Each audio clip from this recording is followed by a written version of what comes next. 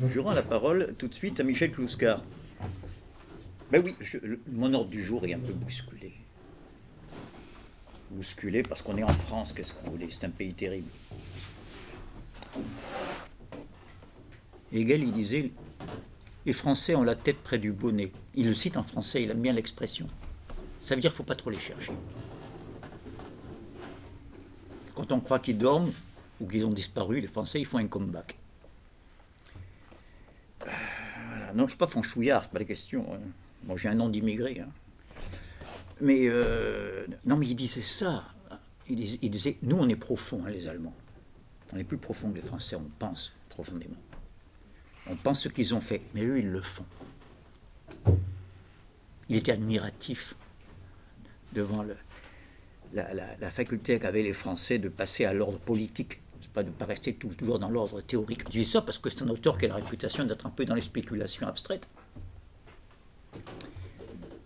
Et il répète, ne me demandez pas où, c'est dans sa correspondance. Là où c'est le plus développé, c'est dans l'avant-dernière partie des leçons sur la philosophie de l'histoire. Et voilà pourquoi je commence par cette citation à cause de son incroyable actualité, quoi. Et donc, du coup, mon planning, c'était la pensée révolutionnaire de Rousseau et Lénine. En fait, j'aurais dû l'étendre jusqu'à Clouscar. Hein. Écoutez plutôt. Il s'agit de Refondation progressiste, un des derniers ouvrages de Michel Clouscar. Donc, mais il y a quand même quelques années que ça a été écrit, quand même. Hein. Et il parle justement du défaut de représentativité de la France du travail dans les institutions censées être représentatives, n'est-ce pas, dans les délégations de souveraineté, comme le Parlement, le Sénat, etc. N'est-ce pas ? Donc, ce paradoxe du travailleur collectif, car Michel Clouscar avait le projet d'ajouter aux chambres qui existent déjà et qui ne voulaient pas supprimer. J'insiste, hein. Je m'interromps parce que c'est un texte assez rare de son contexte. Il n'y a qu'à Faucon, on n'entend que ça à gauche de la gauche, hein, je veux dire. Là, c'est un des rares textes révolutionnaires, propositionnels, très positifs, qui dit voilà ce qu'on peut faire là, ce qu'on pourrait faire dans les meilleurs délais. En l'occurrence, je n'en reste qu'à ce point, créer une troisième chambre, le Parlement, qu'il appelle du travailleur collectif. Et oui, ce paradoxe du travailleur collectif est au cœur de la lutte des classes. Il est l'unité d'action dans le procès de production et incapacité de se reconnaître en termes politiques comme conscience de classe. Mais celle-ci est-elle nécessaire à la Révolution ? Le Parti communiste, conçu comme avant-garde du mouvement ouvrier, conscience de classe, d'une classe qui n'a pas conscience d'elle-même, ne mettrait-il pas la charrue avant les bœufs? N'était-il pas entaché d'idéalisme objectif? Le PC en soi doit devenir pour soi. On s'éloigne pas tellement de Hegel, oui. La conscience de classe s'objective avec le procès de production et se nie avec le procès de consommation. Enfin, on ne croira pas que c'est écrit il y a une quinzaine d'années. Hein. Le travailleur collectif sur le terrain est nié par le consumérisme du libéralisme libertaire. Si Vulcain devient travailleur collectif, vous voyez qui c'est Vulcain? C'est un des rares dieux qui est sale et laid. Évidemment, c'est le seul qui bosse. Et Phaistos, hein, chez les Grecs. C'est intéressant de voir que le thème du forgeron, de la divinité forgeron, revient dans plusieurs mythologies bien éloignées les unes des autres. Regardez le rôle que joue le forgeron Albéric dans l'épopée des Nibelungen, qui est à peu près dans le monde germanique l'équivalent de notre Olympe et notre Iliade. C'est par lui que tout commence. Quand il veut tripoter, il n'y a pas d'autre mot, les filles du Rhin, mais elles sont glissantes. Hein. Et elles passent leur temps, un peu comme des filles de saloon, de western, à dire « Oh, il est laid, il sent mauvais, il vient en bas. » Vous voyez ? Il en parle, hein, du nain des Nibelungen dans le même ouvrage, Clouscar, je fais l'allusion. Mais il y a aussi, c'est plus inattendu, vous voyez, dans un ouvrage que j'ai déjà cité, qui joue en Afrique subsaharienne, en particulier dans la zone sahélienne, et surtout dans la zone Mandé, Malinké, Mali, une zone linguistique qui comprend aussi bien une partie de la Côte d'Ivoire, du Burkina, bien sûr, le Mali et Guinée, etc., qui joue le même rôle que l'Iliade. L'épopée mandingue, hein, ça existe aux éditions Présence africaine, rue des Écoles, je vous le recommande, c'est pas cher, c'est un petit fascicule, c'est une merveille. Voilà. Je l'avais cité à propos du rôle du griot. Or, le forgeron, Balla Faseke, si je me rappelle bien, joue un rôle fondamental. C'est lui qui donne au héros, à Sundiata Keita, n'est-ce pas, l'arme qui va lui permettre, vous connaissez ça, la guerre des étoiles, l'épée laser, enfin l'équivalent. C'est toujours les mêmes trucs. Hein. Voilà, donc je commente ici l'apparition de Vulcain dans le texte, voyez. Vulcain, dans la mythologie, c'est celui à qui on donne qui comme épouse? Oui, ah, bravo, Vénus, il y en a qui connaissent, hein, c'est bien. Oui, c'est dialectique, hein, la mythologie. Le dieu le plus laid, il boite en plus, hein. Il a tout pour plaire. Vénus. Et Vénus se trompe avec Mars, avec le guerrier.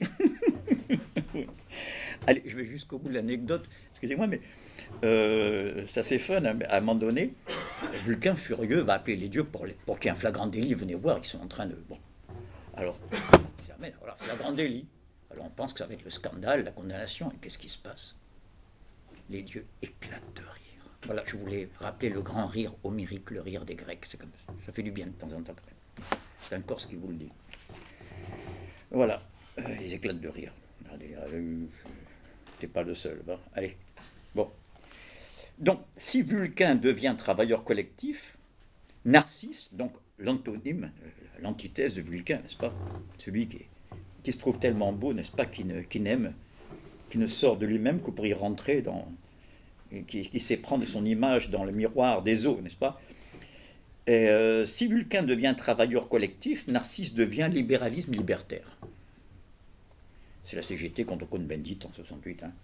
Le travailleur collectif dans la vie courante, au BHL, est constamment distancié.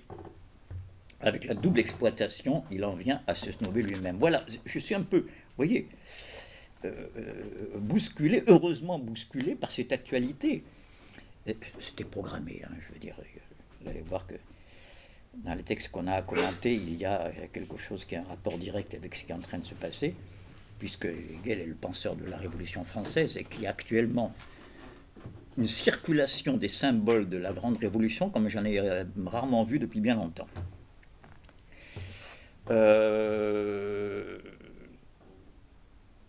Deux autres raisons d'exiger des états généraux du travail collectif, c'est exactement les revendications des gens qu'on interroge sur les ronds-points, si vous regardez bien. Ils demandent de faire des états généraux, d'avoir une représentativité. Hein. Il n'y a aucune représentation nationale des travailleurs en tant que tels, déjà, il y a 15 ans, et selon leur propre gestion. Bien sûr, il y a les comités d'entreprise, les comités économiques et sociaux, le ministère du Travail, mais ce dernier est géré par l'État avec une administration qui lui est propre. Bien sûr, il y a les syndicats. Non, il n'écarte pas les syndicats d'un revers de main, c'est pas un libéral libertaire, Guiscard. Mais ceux-ci ont des pouvoirs limités depuis toujours et ne peuvent souvent que constater les dégâts et mesurer l'impuissance. Réintroduire le jeu syndical dans le Parlement du travailleur collectif serait reconduire leur éternel problème sans solution, l'unité d'action.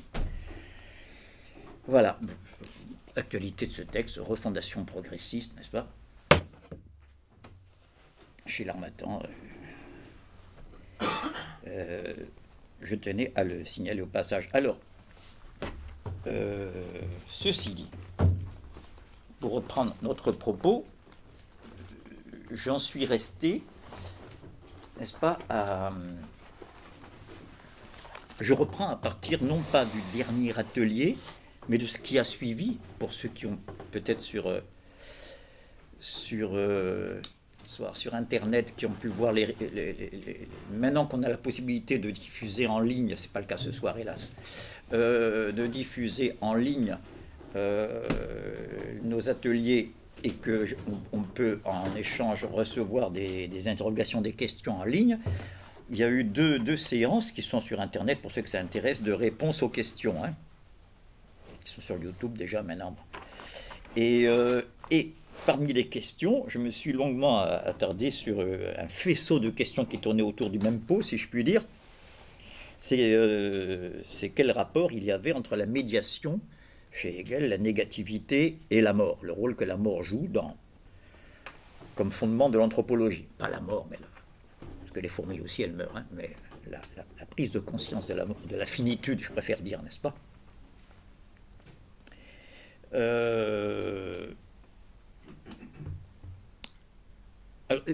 C'est pas le propre du philosophe, parce que maintenant, on a tendance à éliminer toute différence entre l'homme et l'animal, ou qu'il n'y ait que des différences de degrés, etc. n'est-ce pas? Alors, autant je suis le premier à dire qu'il y a en nous une part animale qu'on garde jusqu'à la mort, hein, le fait d'avoir à manger pour vivre, hein, pour prendre cet exemple trivial, c'est pas l'homme qui l'a inventé, ça. Mais vous voyez,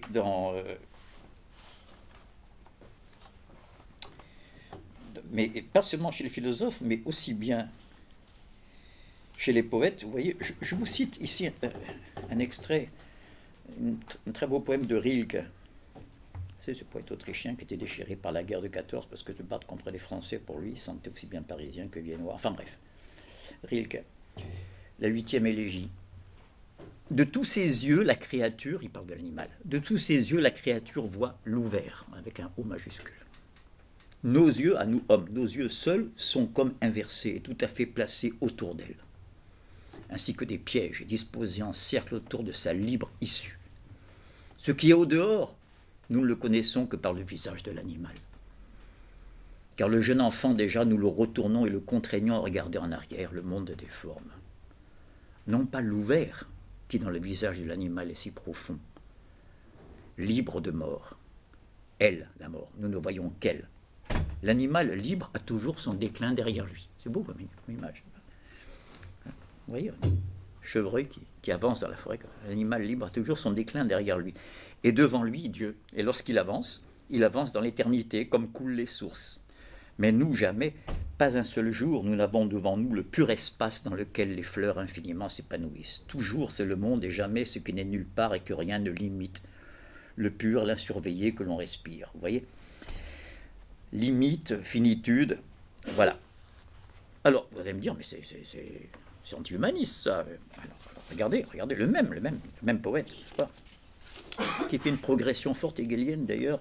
Il n'y a pas pensé, mais c'est encore mieux que ça se retrouve objectivement, vous voyez. Il dit ceci, dans la 7e élégie, cette fois, celle qui est juste avant, n'est-ce pas? Chaque retournement inconscient du monde a de telles déshérités auxquelles ce qui fut n'appartient pas et ce qui va être pas encore. Car même les choses les plus proches sont lointaines pour les hommes. Que cela ne nous trouble pas, mais nous aide à conserver en nous la figure encore reconnue. Cela se dressait, c'est souligné, jadis parmi les hommes, au milieu du destin qui détruit. Cela se dressait. Au milieu de l'incertitude des routes, cela se dressait. Comme ça fait trois fois qu'il dit dressait, je vous rappelle, je fais un peu comme des petits cailloux blancs sur un itinéraire pour montrer que je ne passe pas du coq à l'âne en permanence. Je vous rappelle que Hegel avait vu une antisymétrie entre l'ordre de la nature, où c'est la loi de la chute qui est emblématique. La science de la nature n'est vraiment scientifique de manière générale que depuis Newton, si vous voulez. Coupure galiléenne et qui culmine à Newton dans la physique classique, si vous voulez. Et dans laquelle, comme vous le savez, la loi de la chute a joué un rôle décisif. Et Hegel, vous voyez une curieuse antisymétrie entre ce mouvement du haut vers le bas, la chute, n'est-ce pas, du haut vers le bas symbolique. Le haut et le bas sont des notions symboliques. En physique, ça ne veut rien dire, le haut et le bas, dans la réalité, n'est-ce pas. En bas, il y a des Néo-Zélandais qui disent que quand ils disent le bas, c'est nous. Il y a l'ordre de la liberté qui est exactement l'inverse. C'est ce qui se dresse, comme dit le poète ici. N'est-ce pas? Et les Grecs érigent des temples, n'est-ce pas? Et les Indiens érigent des totems, n'est-ce pas? Des cathédrales, des mosquées, peu importe, n'est-ce pas? Cela se dressait.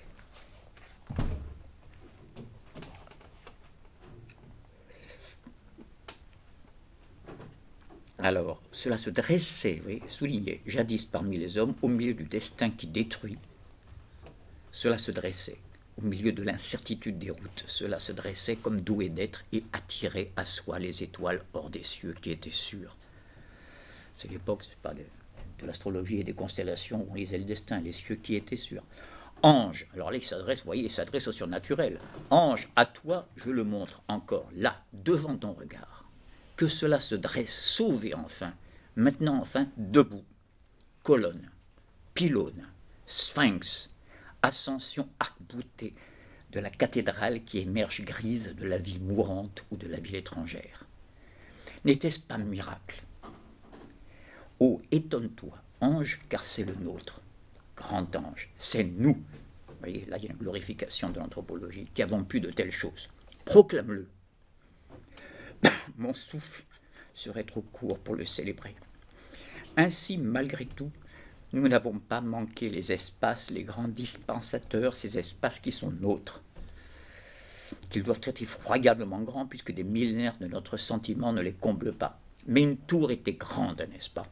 Ô ange, elle l'était. Grande, même à côté de toi. Chartres était grande, et la musique allait plus loin.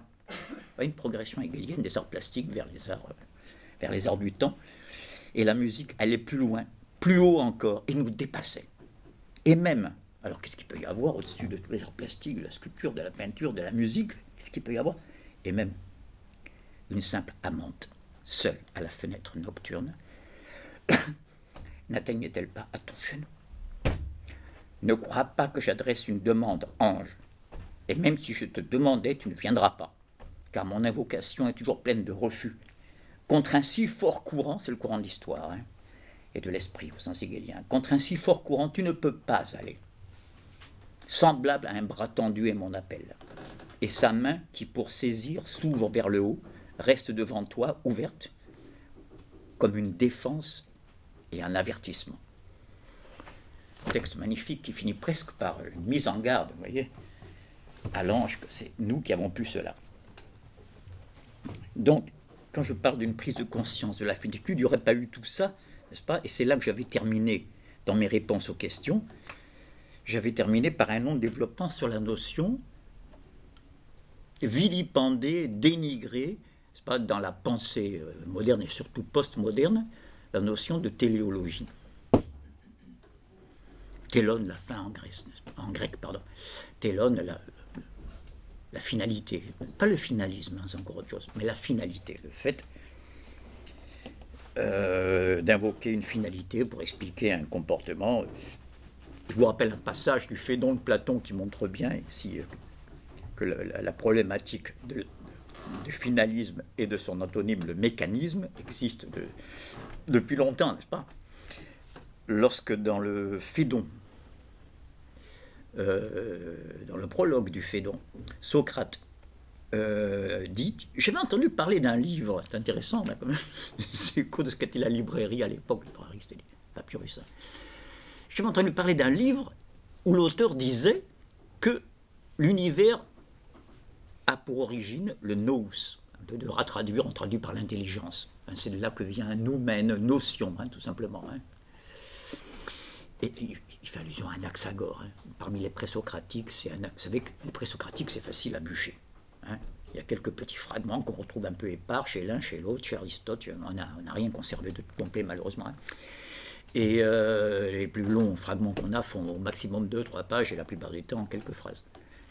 Mais pour les bûcher, c'est facile. Chacun a. Il y a un nom, Héraclite, Parménide, un lieu, Parménide, Délé, Héraclite d'Éphèse, c'est-à-dire en Turquie maintenant, Anaxagore de Clazomène, etc.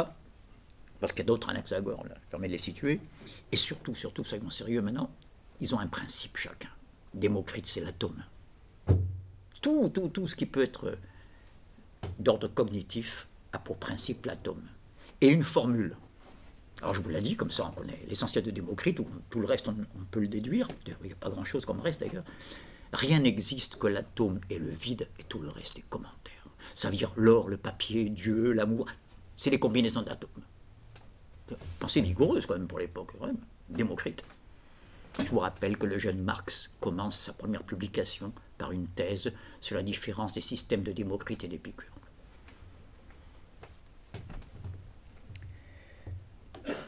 Voilà. Parménide, alors lui, son principe, c'est l'être. Alors, il y a une formule, c'est facile à retenir, je ferai une petite phrase. Ce qui est, ce qui n'est pas, n'est pas.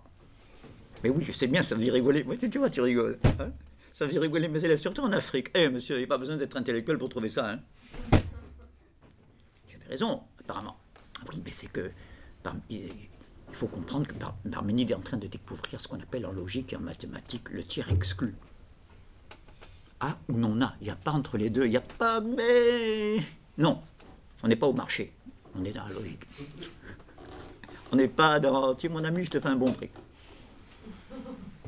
Ah, c'est important aussi, mais c'est autre chose. Là, on est dans la connaissance, n'est-ce pas? Donc, ou bien c'est une tablette, ou bien c'est pas une tablette. Voilà. Alors, qui vous dit, monsieur, que je suis un homme? Vous avez vu ça, non? Comme moi, c'était pas mal. Bon, alors, ce qui est, ce qui n'est pas, n'est pas. Sans ça, il n'y aurait eu ni Euclide, ni la logique, ni sans doute Socrate, dont les bruits courent qu'il aurait commencé par être à l'école de Parménide, hein, quand même. Même si après, il faut le tuer. Vous savez que toutes les grandes philosophies sont parricides. Platon critique Parménide, Aristote critique Platon, après être resté 30 ans à l'école chez lui, n'est-ce pas? Kant critique Descartes, Spinoza aussi, Hegel critique Kant, Marx critique Hegel.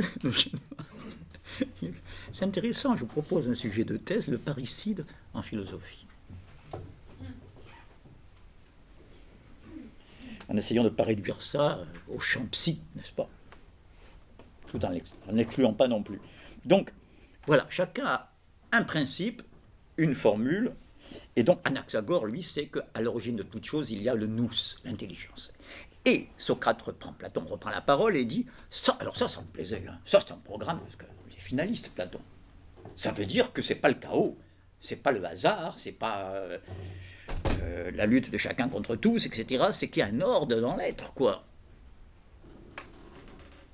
Et donc j'avais hâte de me procurer le bouquin pour voir un peu le détail de tout ça, comment il ramènerait tout à ce qu'on appellerait maintenant un intelligent design, si vous voulez, en langage anglo-saxon.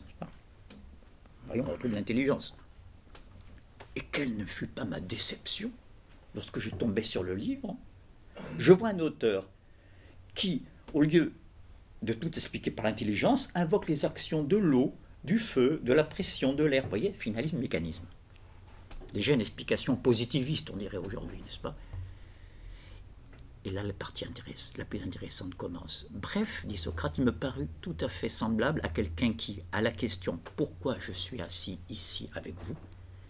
parce que c'est le dernier entretien de Socrate avec ses disciples dans la prison, répondrait « Parce que Socrate a des muscles et des nerfs. Que ces muscles ont la propriété de se plier grâce aux tendons qui relient les nerfs aux muscles, et c'est ainsi qu'il peut être assis ici. » C'est pas faux, hein? Vous allez voir, Platon fait une grande avancée dans notre problème, là, problématique, mécanisme finalité. Alors qu'il passe à côté de ce qui me semble être la cause essentielle, c'est que la cité m'a condamné, on m'a proposé de m'évader, j'ai jugé qu'il était mieux pour moi de rester là. N'est-ce pas? Puisque j'ai passé mon temps à défendre l'ordre de la cité, c'est pas moi qui vais donner l'exemple à la sédition. Et sinon, par le chien, il y a longtemps que ses os et ses muscles seraient du côté de Mégare ou de la Béotie, où les aurait entraîné l'idée de ce qui est meilleur. Et il ajoute, c'est le plus important dans la terminologie,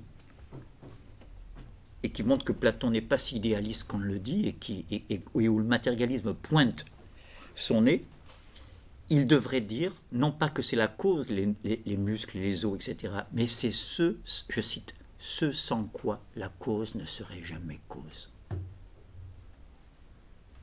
Oui. C'est-à-dire, s'il n'y a pas de matière, il n'y a pas de cause non plus. Hein. Oui. Là, on sent qu'il y a un jeune Aristote qui est en train de prendre des notes là, chez Platon, et qui va faire sa grande théorie des 4 causes dans sa physique. Vous savez, les 4 causes chez Aristote. En physique, dans la physique d'aujourd'hui, on ne retient plus que la cause efficiente, la cause, le modèle du choc, n'est-ce pas? Un corps est en contact avec un autre, lui communique un mouvement, etc. Alors qu'Aristote invoque 4 causes, celui-là, ce qu'il appelle la cause efficiente. Alors on va prendre une statue, c'est l'exemple qu'il prend. Pour que la cause de la statue la statue, mettons que ce soit la statue d'Alcibiade, il faut un modèle. Alcibiade, c'est ce qu'il appelle la cause formelle. On a la forme, le modèle. Après, il faut quand même du marbre, cause matérielle. Vous voyez, tout y est là, dans les 4 causes. Parce que sinon, j'ai un projet dans la tête, hein, comme ça, mais ça reste un projet, ça reste un devoir-être. Il faut qu'il y ait le marbre.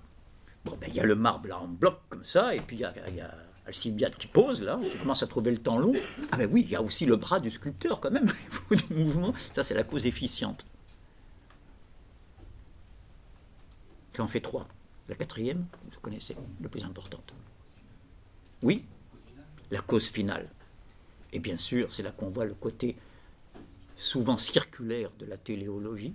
La cause finale, c'est-à-dire celle qui est censée être à la fin, c'est la première. Parce que tout ça se met en branle parce que j'ai voulu, au départ, faire la statue d'Alcibiade. Cause finale, cause formelle, cause matérielle, cause efficiente. Alors voilà, j'ai rappelé ici ce détour pour montrer que l'opposition du finalisme et du mécanisme est ancienne. Je ne veux pas revenir là-dessus parce que je me suis assez attardé dans les réponses aux questions. Mais par contre, il manque un élément que je vais essayer de développer aujourd'hui. C'est qu'on peut résumer toute l'histoire de la pensée, de la philosophie si vous préférez, mais ça comprend aussi bien la pensée cognitive et la réflexion sur les sciences, depuis l'Antiquité, aux grandes étapes qui suivent. Il y a 2 impérialismes qui se succèdent. Je fais exprès de prendre une métaphore politique, vous allez voir pourquoi. Il y a, modèle Aristote, la pensée la plus systématique de l'Antiquité grecque qui nous soit parvenue. Vous savez, petit détail de l'histoire de la philosophie, vous savez que de Platon, on a perdu tout ce qui était systématique. C'est-à-dire les cours qu'il faisait, ce qu'on appelle son œuvre ésotérique. Non pas parce que c'était secret, mais parce que c'était ce qu'il disait à ses disciples comme ça. C'était écrit, on a perdu. On a gardé que ces œuvres exotériques, faites pour le public, très élaborées, à la grecque, très littéraires, très mises en scène, les dialogues. Admirable. Aristote, c'est l'inverse, c'est curieux comme destin. Il a fait des dialogues qui, dans l'Antiquité, étaient considérés comme des chefs-d'œuvre. Il ne faut pas croire que Platon, c'est l'artiste, et puis Aristote, c'est le... Non, non. Mais on les a perdus, ces dialogues. Et on a gardé, à l'inverse de Platon, que ses cours.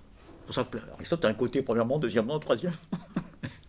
Hein, si tu arrives de bûcher Aristote, tu vois ce que je veux dire. Il y a un côté didactique comme ça. Hein. Et... je prends Aristote comme le plus complet, parce que c'est celui qui est le plus explicite de la pensée de l'Antiquité.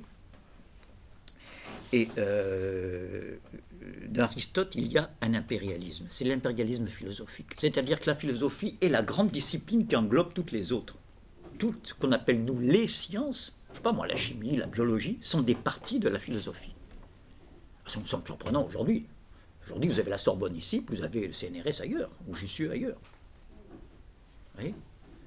C'est intéressant. On va y arriver. Mais là, on n'en est pas là. C'est le contraire. L'impérialisme philosophique. Vous en avez la meilleure expression dans l'extraordinaire 4e livre de la métaphysique. Édition Vrind, avec l'énorme appareil critique de ce cher Tricot, n'est-ce pas? Des fois, il y a plus de notes. Il y a 2 lignes d'Aristote et il y a ça de notes, heureusement. Et oui, les 3 livres précédents, vous pouvez les sauter, il faut les lire. Mais ils ont un intérêt historique, parce que dans les 3 livres précédents, Aristote liste un petit peu tout ce qui a été évoqué sur le sujet avant lui. Donc c'est la première fois qu'on a une histoire de la philosophie, c'est intéressant aussi. Voici les idées de nos prédécesseurs sur la question. 3 livres, 3 chapitres, hein. Ne vous laissez pas effrayer. Et arrivé au 4e, on rentre dans le vif du sujet. Ça commence par cette phrase solennelle. Il y a une science qui étudie l'être en tant qu'être. Il y a une science sous-entendue et une seule qui étudie l'être en tant qu'être. Pas l'être en mouvement, ça c'est le physicien. C'est Aristote qui parle. Hein. La dynamique, on dira plus tard la mécanique, mécané, dounamé, tout ça, c'est les termes grecs qui expriment différentes formes de mouvement. La plante est une dounamé, n'est-ce pas? Ça c'est une mécané. Il y a la kinésis qui donne le cinéma, vous voyez? Ça c'est le physicien. Il y a l'être en mouvement et qui a une âme. Ça, c'est la psychologie, la biologie. La plante, l'animal, l'homme. Qu'il étudiera dans son De Anima en latin, Psyché en grec, psyché qui est un psyché, psychologie, psychanalyse, tout ce que vous voulez, l'âme. Bon, mais tout ça, c'est les attributs de l'être. Le sujet, c'est l'être. Vous voyez, on retrouve les fondements de la grammaire. A et B, sujet, prédicat, sujet, copule, attribut. Il y a une science qui étudie l'être en tant qu'être. Elle n'est semblable à aucune des sciences dites particulières. Je cite car chacune des sciences particulières découpe une partie de l'être et raisonne sur les attributs qui appartiennent à cette partie seulement. Mais le philosophe seul étudie l'être en tant qu'être. Ça revient comme une obsession. Voilà. Donc vous voyez, c'est bien clair que les autres sciences sont des parties de la philosophie. Alors pourquoi je l'appelle impérialisme? Parce que même, c'est pas... Ça veut dire qu'aucune de ces sciences-là n'a ce qu'on appellerait une autonomie et encore moins une indépendance, n'est-ce pas? Donc je file la métaphore politique. Quand on a un excès d'impérialisme, forcément, on a affaire à un Vietnam, à un Cuba, à une Algérie tôt ou tard, hein, je veux dire. À des luttes pour l'indépendance. Et le premier à prendre son indépendance, c'est bien sûr Euclide, la mathématique.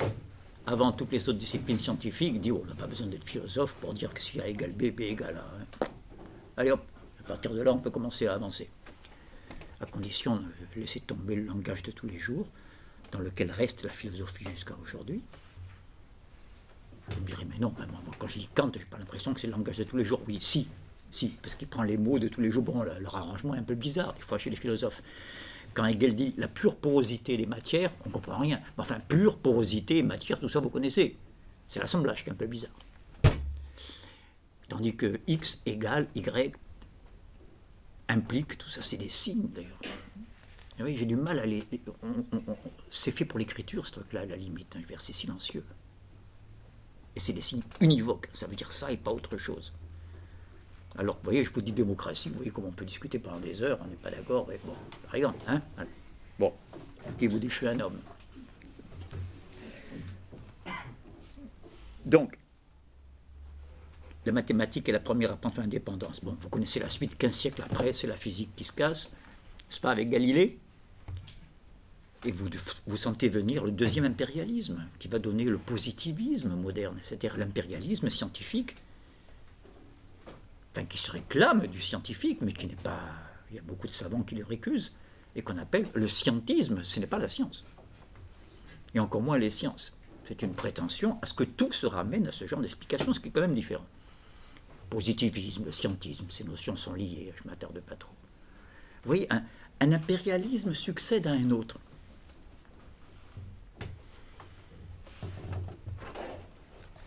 Ainsi, on va prendre un sujet terminal, ce sera reposant comme ça, n'est-ce pas? En année d'agrég, puisque je parle de Hegel, qui est au programme de l'agrég. Mais ça peut servir à l'agrég, qu'est-ce qu'on va dire? Ça peut dire les choses les plus simples et fondamentales quand on arrive à faire des percées. Un sujet qui pourrait être un sujet bateau, comme on dit, de dissertation pour les nouveaux arrivants à la philosophie, les primo-philosophos, en terminale. Par exemple, je présume que c'est plutôt une terminale S, c'est comme ça qu'on dit les scientifiques maintenant, S, ST, je ne sais pas, non, c'est ça? Et à savoir, le développement des sciences et des techniques a-t-il rendu la philosophie inutile? C'est un sujet, peut être formulé différemment, mais c'est le genre de sujet qui revient souvent. Hein? Ben oui, qu'est-ce qu'on a encore à philosophie, mais qui nous embête pas gagner? On va voir les sciences cognitives et puis c'est réglé, tout ça, imagerie cérébrale, tout ça. Et je crois que je l'avais évoqué une fois, il y a 2 ou 3 ans, dans les ateliers. Et bien sûr, les élèves consciencieux vont interroger les termes du sujet, philosophie, science, technique, tout ça, c'est des mots lourds, compliqués. Sans venir à la suite. Quel est le mot le plus important dans le sujet? Mais si. Oui? Utile. Bravo, bien, bien. Il y en a qui suivent, hein. Tout le monde suit, plus ou moins. Oui, utile. C'est le mot le plus inaperçu, le plus familier, celui qui ne posait aucun problème. Ça, je connais, je n'ai pas besoin de m'attarder. Mais si, c'est ça. Tout le sujet est là. Est-ce que ça veut dire quoi, utile? Vous savez, ça vient du ut latin, même si on n'a pas fait le latin. Ut, ça veut dire afin que. On revient à la finalité. Hutt, ça suppose qu'on a un projet, une projection. Marx. Marx, un matérialiste, qu'est-ce que tu me... Le finalisme, c'est un idéalisme. Vous vous rappelez Marx? Ce qui distingue immédiatement l'architecte le plus maladroit de la plus habile des abeilles, c'est que l'architecte a sa maison dans la tête, le projet, avant de la réaliser dans le sensible, dans le monde extérieur. On n'en a pas fini avec la téléologie. Mais n'anticipons pas. Donc, oui, qu'est-ce que ça veut dire utile? Ça veut dire qui remplit bien son but, sa fonction. Dans ce cas, la philosophie est utile. Admettons que j'enlève philosophie, je mets à la place la pluie. C'est l'exemple que j'avais pris. La pluie est-elle utile? La réponse, Tariq. Est-ce que tu as une bonne mémoire? Pour l'agriculteur ou bien pour le citadin qui marche sans parapluie? Pour le plagiste. Ouais, pour celui qui a une paillote en Corse. Oui, ben voilà. Ben, on n'a pas la même réponse. C'est une catastrophe pour le plagiste, la pluie, n'est-ce pas, surtout un 15 août. Et puis, c'est une bénédiction pour l'employeur, pour l'agriculteur qui sort de 2 mois de sécheresse. On est bien d'accord. Autrement dit, ce n'est pas des mots qui désignent des choses, ça. C'est ça le mot problématique. C'est un mot qui n'a aucun sens si on n'explicite pas la fin qui est présupposée. Là, on voit bien. Et donc, il faut réfléchir sur la fin pour savoir si le développement des sciences et des techniques a rendu une philosophie inutile. Car formuler comme ça suppose que science, technique, philosophie, et ça Aristote est tombé dans ce piège aussi, poursuivent tous la même fin. Et que sur ce chemin qui est le même, la philosophie elle est lourdée parce que pour cette fin-là, on a des moyens plus puissants maintenant qui s'appellent la physique, la chimie, la biologie. C'est cohérent, c'est faux, complètement faux. Parce que pour savoir si une chose est utile ou pas, il faut réfléchir sur justement la seule chose auquel le savant ne réfléchit pas en tant que savant, en tant qu'homme. Ne vous inquiétez pas, il ne m'a pas attendu pour ne pas y réfléchir, en tant que père de famille, en tant qu'amoureux, en tant que citoyen, en tant que guerrier, ou homme de paix, il a le droit de réfléchir aux fins, aux valeurs. Mais là, ce qu'il a appris à la fac de sciences ne sert à rien.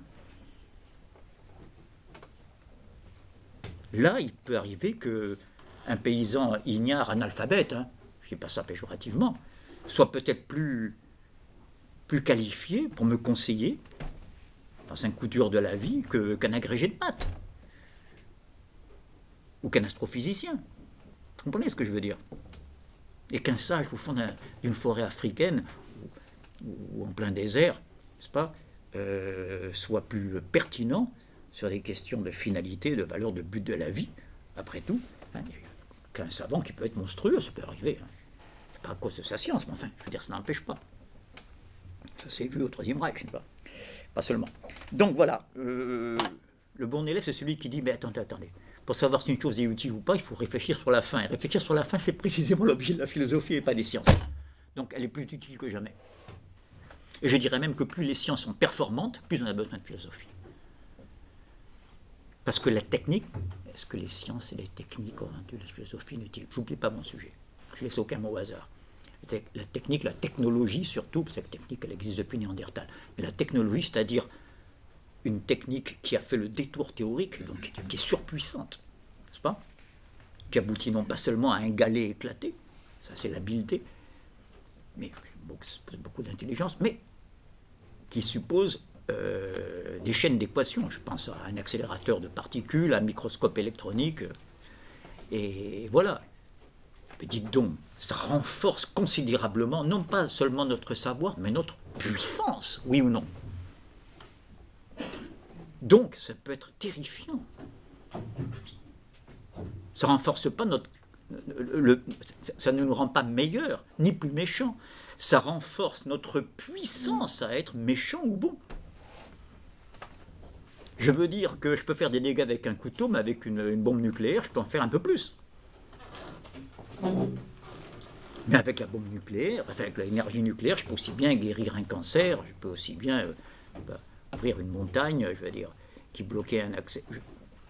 Avec le couteau, je peux tuer quelqu'un ou je peux le sauver en lui enlevant l'appendicite au moment où il était menacé par la péritonite. Vous voyez, je suis en train de vous dire à quel point je suis fatigué qu'on fasse le procès des moyens, puisqu'on parle de la fin. Vous voyez, la dialectique du moyen et de la fin. C'est pas, le moyen a, si vous voulez être un peu technique, a toujours une neutralité axiologique. Axiologique, c'est tout ce qui concerne les valeurs, le beau, le vrai, le juste, etc. Les axes de valeur. Bon, eh ben, le moyen, je viens de le montrer avec le couteau, c'est pas le couteau qu'on envoie en tôle si quelqu'un a été poignardé. Les hommes ne sont pas fous. On n'en a jamais vu un procès, on envoie le couteau en tôle. Il est arrivé qu'on pende des cochons ou des chiens. Au Moyen-Âge, il y avait des superstitions comme ça. C'est arrivé. Dans les annales, ça se voit. Hein. Bon, on est sorti de ça. Pauvre bête. Pas qu'on leur impute notre propre méchanceté. Vous savez que le mal et le bien sont des privilèges de l'homme. Mais les deux. Pas renvoyer à Rousseau, on a déjà vu ça.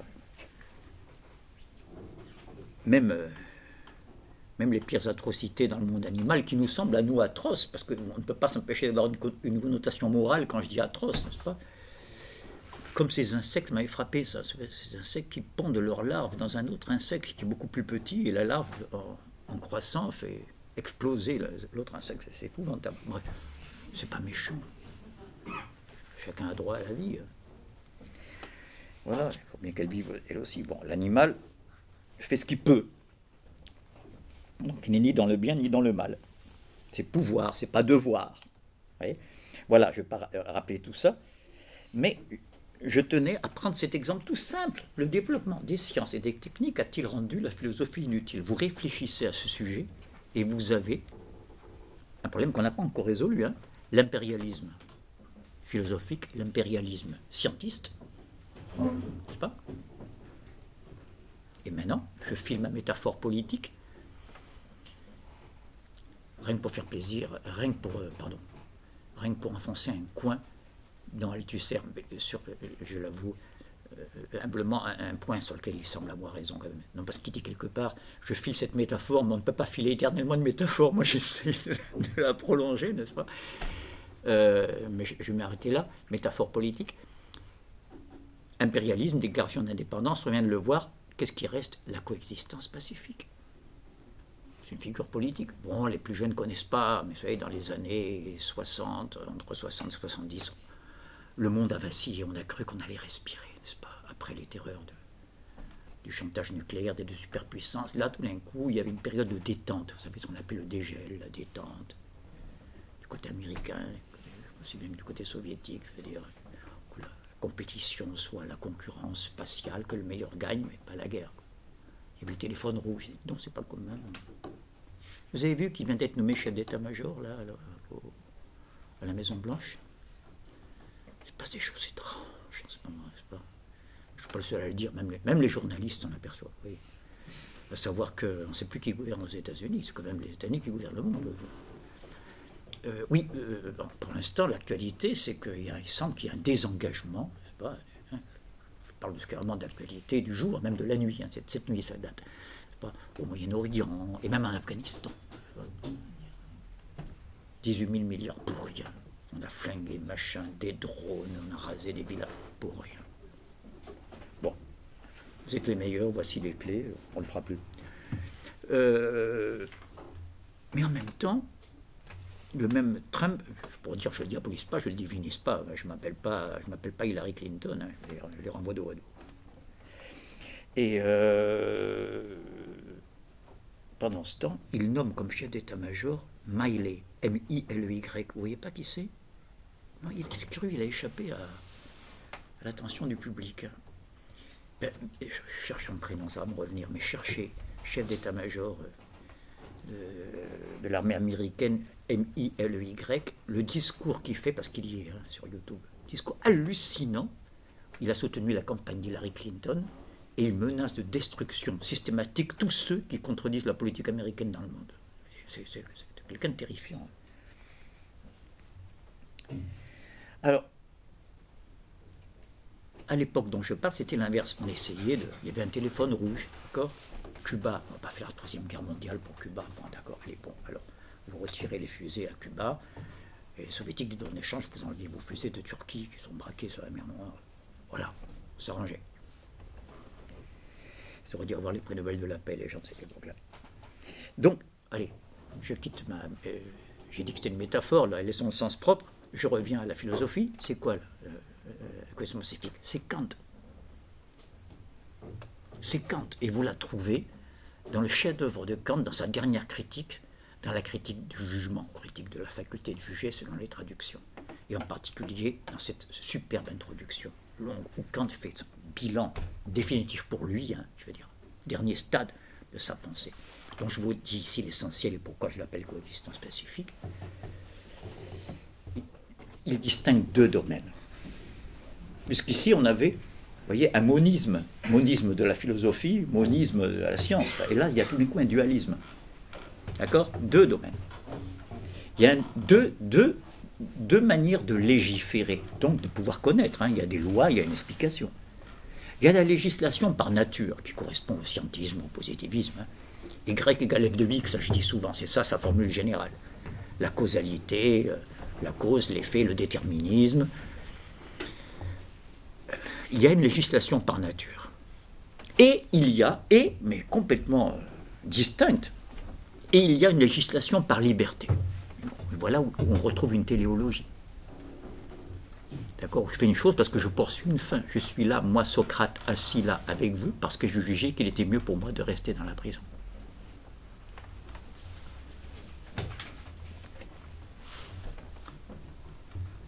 Vous savez que Rousseau dit que l'impulsion du seul appétit est esclavage, l'obéissance à la loi qu'on sait, et s'apostrophe prescrite, est liberté. Kant a bien retenu cette leçon du Newton de la morale, comme il l'appelait Rousseau, n'est-ce pas? Il y a une législation par nature, où règne la force, mais sans que ce soit ni péjoratif, ni diabolique, ni divin, n'est-ce pas? Rapport de force, le plus fort l'emporte. L'exemple trivial, la Lune tourne autour de la Terre, parce que la masse de la Terre est plus grande. Donc la force qu'exerce l'attraction terrestre est plus grande que celle de la Lune. Parce que la Lune attire aussi un peu la Terre, hein, mais pas assez. Voilà, elle voulait aller tout droit, et hop, la Terre la fait tourner autour, au passage. Elle prend la tangente. Sinon, si la Terre s'arrêtait tout d'un coup, explosait, la Lune prendrait la tangente de sa trajectoire. C'est joli, hein, la dérivée mathématique. Donc, ça, c'est la législation par nature. Et puis, il y a, deuxième domaine, une législation par liberté. Seulement, et c'est là que Kant a une profondeur, ces deux domaines exercent leur législation sur un seul et même. Oui, merci, territoire. Il y en a qui connaissent bien le texte. Oui, sur un seul et même territoire. Vous voyez, ces métaphores géographiques de Kant. Moi, je prenais des métaphores politiques, je prenais des métaphores géographiques parce qu'il est contemporain de Bougainville, de Cook, le moment où on découvre l'Océanie, l'Australie. Mais oui, d'accord? Il dit souvent qu'en métaphysique, nous arrivons devant des terres inconnues, vous voyez. Domaine, territoire, ben oui, c'est pas la même chose. Allez, on va mettre de l'ordre dans tout ça, et de la clarté. Je survole l'Amazonie en hélicoptère, moi j'aime bien cette image. Qu'est-ce que je vois? Presque, ça fait 2 heures que je vois que ça, c'est magnifique. La canopée, hein, c'est comme ça qu'on appelle le sommet d'une des plus grandes forêts de la planète, avec la Sibérie et le Canada. Voilà. Canopée, des choses magnifiques, des fleurs, des singes qui se réfugient là-haut, ils sont plus tranquilles. Les oiseaux, la canopée.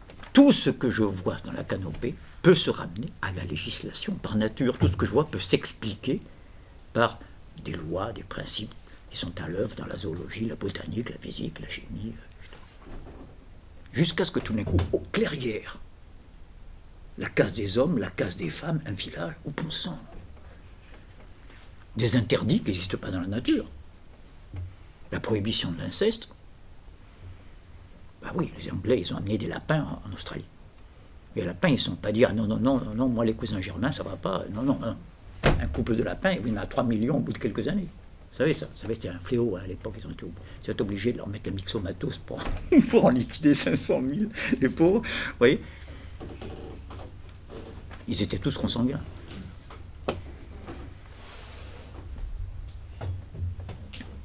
Bon, voilà, je vais dire, et puis c'est un espace. Je dis ça parce que Deleuze veut nous faire croire que c'est l'État moderne qui est totalitaire. Deleuze, Foucault aussi. Foucault dit que c'est à partir de Descartes qu'on est venu totalitaire dès l'instant qu'il y a eu la raison totalitaire. Hein, puisque Descartes exclut les fous de l'humanité. Ce qui est un contresens total compte tenu de la première méditation que Foucault connaissait au moins aussi bien que moi, et peut-être sans doute mieux. Donc je dénonce sa mauvaise foi ici, n'est-ce pas? Ils n'ont pas sa vue basse. Je fais allusion à la première méditation, quand Descartes, c'est celle qui est destinée à passer en revue toutes les choses qui sont dubitables, dont on a la moindre raison de douter. Descartes, ce n'est pas un sceptique de tempérament, il voudrait arriver à des certitudes, mais des vraies. Mais il a déjà pressenti ce que Hegel distinguera la certitude et la vérité, n'est-ce pas? Il y a loin de la certitude, par exemple, que le sol est immobile. Ici, c'est une certitude, ce n'est pas une vérité. Enfin, ça dépend du laboratoire où on se trouve. Pas vu de la Lune, c'est pas immobile. Donc, Descartes dit cette phrase capitale qui donne la méthode de la première méditation: je décidais de réputer pour faux tout ce qui n'était que vraisemblable. Ou bien c'est du sûr à 100%, ou bien je fais comme si c'était absolument faux. Comme ça, au moins, je ne risque pas de me tromper. Et petit côté parano de Descartes, et on ne risque pas de me tromper. Bon, donc, il commence à douter des choses sensibles. C'est les choses les plus douteuses. J'entends un grondement au loin. C'est quoi? C'est un avion, c'est un camion, c'est le tonnerre. Bon, ça, c'est évident pour tout le monde que c'est le monde du doute, ça. Mais comme dit Descartes, c'est les sensibles éloignés, hein, les sensibles rapprochés, que j'ai skyé devant moi, que je suis là en train de vous parler, ça c'est certain. Je ne peux pas douter de trucs comme ça. À moins que je me compare à ces fous. Et c'est là que le fou intervient. Dont le cerveau est tellement offusqué par les noires vapeurs de la bile. C'est étrange conception de la folie, mais c'est à l'époque. Hein, mécaniste, hein. Comme s'il y a la bile qui venait. Dont le cerveau est tellement offusqué par les noires vapeurs de la bile qu'ils s'imaginent être des rois lorsqu'ils sont tout nus, qu'ils ont un corps de verre ou des cruches. Mais quoi, ce sont des fous. Mais quoi, ce sont des fous. C'est le mousquetaire qui parle, là, attention, hein, la main sur l'épée. Et je ne serais pas moins fou si je me réglais sur leurs exemples. Moi, c'est la raison, eux, c'est des fous. Jusque-là, Foucault a parfaitement raison. Point à la ligne. Mais Rousseau, il n'a pas lu qu'un paragraphe. Foucault, il n'a pas lu qu'un paragraphe. Il sait très bien qu'à la suite. La suite, c'est une splendeur, c'est l'auto-humiliation des grands philosophes. Toutefois, j'ai ici à considérer que je suis homme, et que par conséquent, j'ai coutume de dormir. Descartes est méthodique, les hommes dorment. Et de me représenter en mes songes des songes aussi extravagantes, et quelquefois plus extravagantes que ces insensés lorsqu'ils veillent. De sorte qu'en y pensant soigneusement, puisqu'il a décidé que la moindre occasion de doute, il faut le réputer comme si c'était absolument faux, oui. De ce qu'en y pensant soigneusement, je vois qu'il n'y a point d'indices concluants qui permettent de distinguer le sommeil de la veille, que j'en suis tout étonné. À l'époque, étonné, c'est le tonnerre. Hein. Pour lui, c'est un choc. De sorte que j'en suis tout étonné, et que cet étonnement, je vous cite mot pour mot, est presque capable de me persuader que je dors. Oh, vous vous rendez compte? C'est magnifique. Combien de fois m'est-il arrivé de rêver que j'étais assis ici auprès du feu en train d'écrire, quoi que je fusse tout nu dedans mon lit. J'ai été si souvent trompé par de semblables illusions. Voilà, je ferme ma parenthèse. Et on voit bien ici, quand je parle de coexistence pacifique, je n'ai pas encore formulé les couples de concepts, j'y arrive, pour quand il y a l'ordre de la nature ou le couple, vous le devinez, clé, c'est cause-effet. Ce que je symbolise de manière plus univoque par Y égale f de x. Y est fonction de x. Y est déterminé par x. Y dépend de x. Tout ça est équivalent.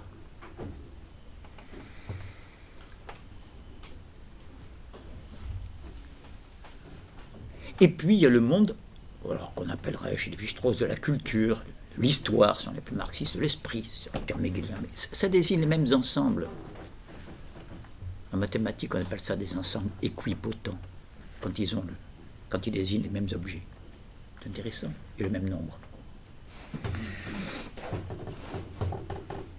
Ce dont Rilke parlait dans l'admirable poème tout à l'heure, il y a la cathédrale, le sphinx, le pilote, la musique, l'amante à sa fenêtre, avec un violon blond assez splendide.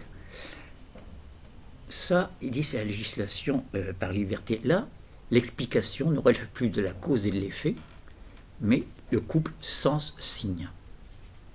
Ce sont des signes qui renvoient à un sens. Et vous voyez ici que ma réflexion sur la fin nous amène à la notion de sens.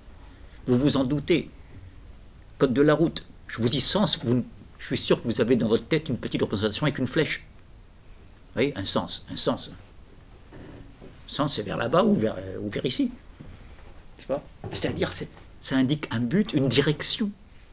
C'est pas neutralité axiologique, c'est pas une droite qui dans les deux sens est indifférente. Sens, signe. Je creuse un peu la différence, non pas entre sens et signe, entre cause et effet, mais entre les deux couples. C'est ça qui est intéressant. Celui qui dirige les sciences dures, allez, je généralise, et celui qui règne, qui devrait régner, et donner une intelligibilité à ce qu'on appelle dans toutes les sciences humaines, les sciences sociales, le HESS, et débrouillez-vous. On ne parle que de ça. Et comment il faudrait les appeler. Et pour Kant, ces disciplines ont tout en commun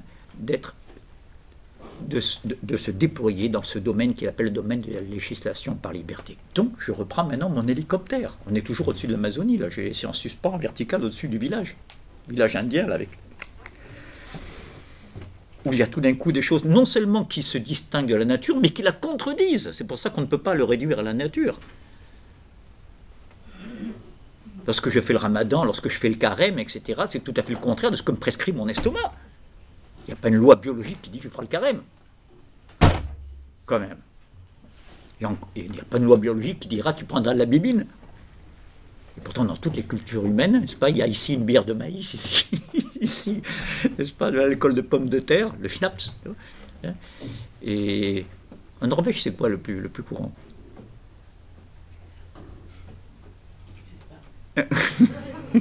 Bonne réponse. Voilà. Partout où je suis passé, alcool de palme, moi je connais un peu l'Afrique noire, oui. Bière de mille, au Burkina, voilà. On ne peut pas dire que c'est prescrit par les lois de la santé, ça. Je ne dis pas que ça ne fait pas un peu de bien de temps en temps, mais enfin, je veux dire, quand même, déduire de l'examen du corps humain qu'il faut absolument qu'il y ait de l'alcool, c'est bizarre, hein. Vous savez, c'est celui qui voyait l'ivrogne qui voit sur un mur l'alcool tue lentement et qui écrit en dessous, je m'en fous, je ne suis pas pressé.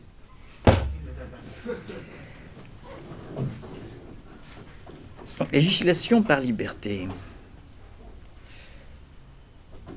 Et les deux s'exercent, et c'est là que mon hélicoptère, je peux le congédier maintenant, mais il nous a aidé à voir ça, c'est que les deux se disputent un seul et même territoire, celui que Kant a appelé le phénomène. Car pour qu'il y ait le village, il faut que je coupe une partie de la forêt. Pour qu'il y ait un champ, en Normandie, à Beauce, où que ce soit, il faut soit assécher un marais, soit couper une forêt. Enfin, transformer la donnée naturelle. Ne serait-ce que c'est émouvant dans le Sahel, n'est-ce pas? La couche araire, c'est-à-dire celle qui est fertile, est tellement mince par-dessus le sable. Pas que il frôle à peine la terre avec des râteaux très légers comme ça, n'est-ce pas, pour planter. Tout le contraire de la charrue qui remue et qui laboure dans une terre riche. Bon, vous voyez bien qu'on est en train de se disputer un seul et même territoire qui est l'ensemble des objets d'une expérience possible. Oui, je reste en Kant là. Je dis ça parce que dans mon planning, n'est-ce pas, il y a de Rousseau à Lénine, en passant par, dans l'ordre, Kant, Hegel, et j'ai parlé de Marx, de Lénine, j'ai pas beaucoup parlé de Kant, j'ai fait des allusions. Et qu'est-ce qu'il vient faire dans la pensée révolutionnaire? Ah, quand même, allez, je commence par l'anecdote, pour mettre un apéritif.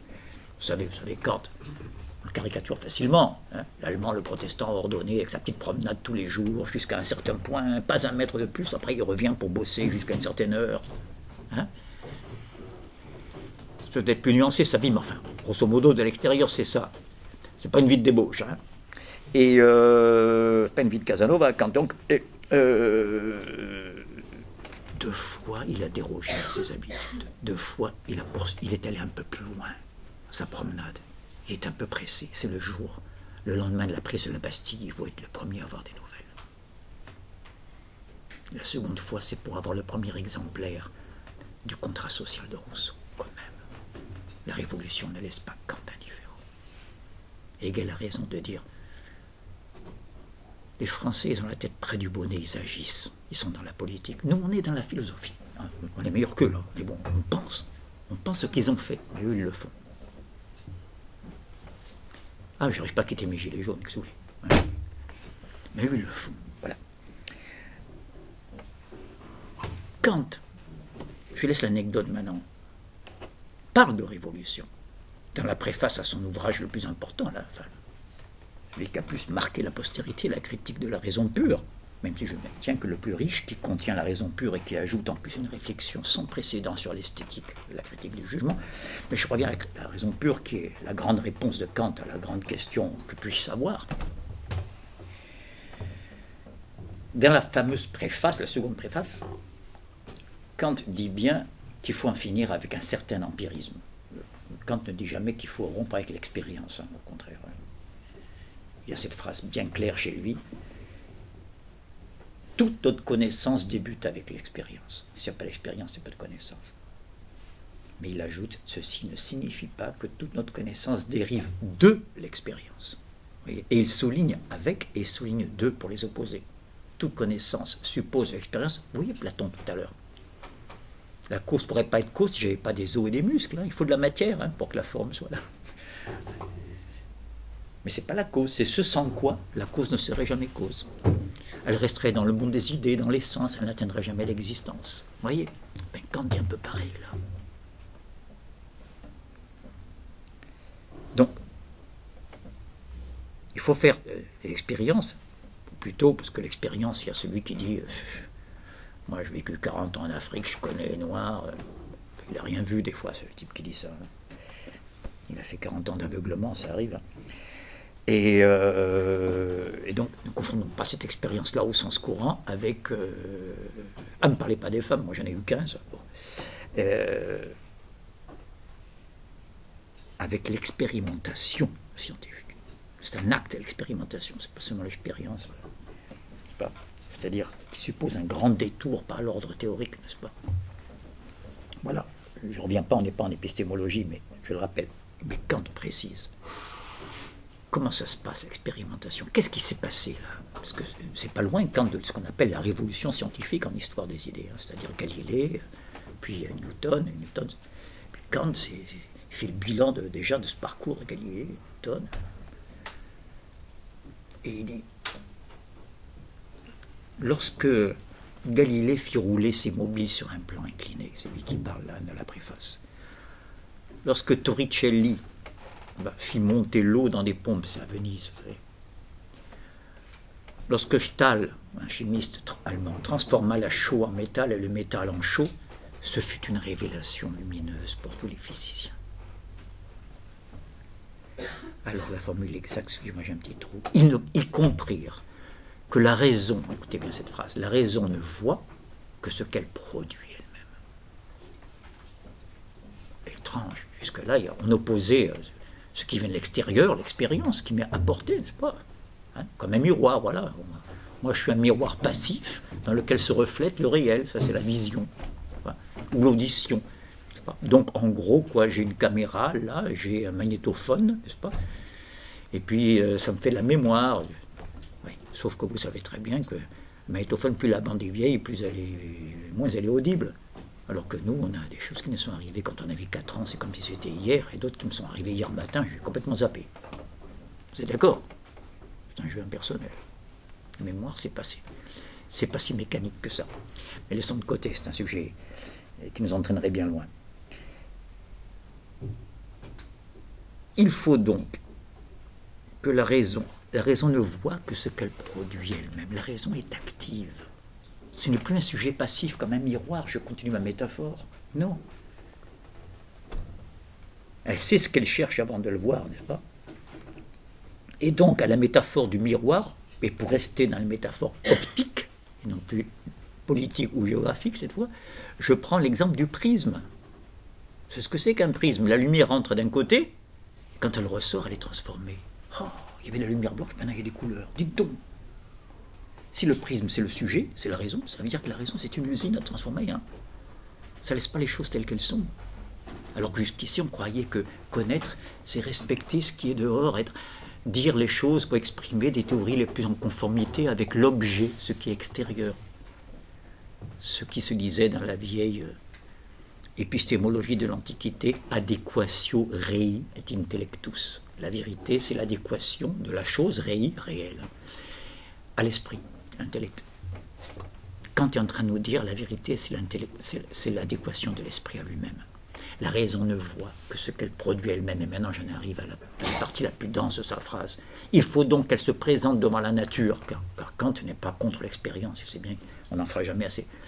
Tenant d'une main ses principes et posant des questions à la nature, non pas comme un écolier qui laisse dire au maître tout ce qui lui plaît, mais comme un juge en fonction qui force les témoins à répondre aux questions qu'il leur pose. Autrement dit, les bergers, les agriculteurs, ça faisait des siècles, des millénaires qu'ils voyaient tomber des pommes en Normandie. Ils ne sont pas devenus Newton pour ça, hein? Non, mais des fois, on nous raconte une histoire des sciences incroyable, quoi. Newton, il somnolait, il faisait la sieste, il avait une pomme tombée. Ah, ça y est, Eureka! Non, mais n'importe quoi. C'est comme l'autre dans son bain, Archimède. Il devait réfléchir depuis un moment dans son bain pour que ce soit une illumination. Puis Archimède, il en a fait des équations. Il a même frôlé le calcul infinitésimal. Ne nous égarons pas, mais sa méthode est dite des tangentes aux courbes avec une méthode par exhaustion, était ce qui a été le plus approché avant Leibniz et Newton dans la quête du calcul des aires enfermées par des courbes. Donc voilà, il faut donc que la raison se présente à la nature, non pas comme un écolier qui laisse dire au maître tout ce qui lui plaît, mais comme un juge en fonction qui force les témoins à répondre aux questions qui leur posent, dont le petit Kant, là, un peu humble, qui fait sa promenade et qui rase les murs, là. Quelle émancipation de l'esprit humain et de l'homme! C'est extraordinaire! Et on comprend tout d'un coup le tableau de Mendeleïev. Vous savez, c'est le tableau de Mendeleïev, c'est incroyable!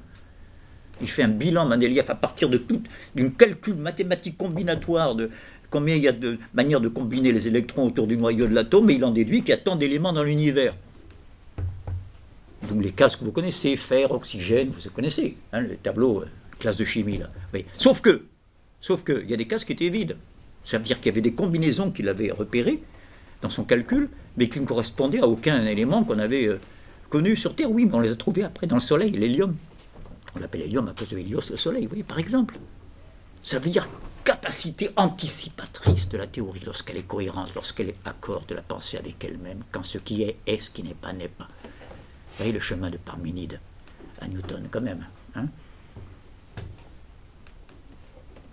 Donc il y a une véritable émancipation, et ça c'est une révolution. Et Kant le dit, il arrive ici ce qui est arrivé à Copernic, la révolution copernicienne, c'est-à-dire cesser de faire tourner les astres autour de l'observateur, mais faire tourner l'observateur autour des astres.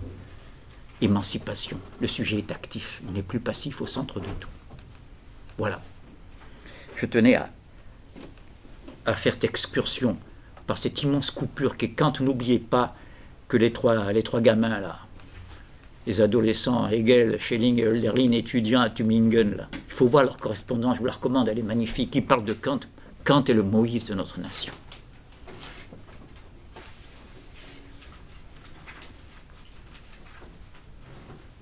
Ça veut dire que la philosophie kantienne est comme une terre promise, n'est-ce pas, sur laquelle on accède enfin à la liberté.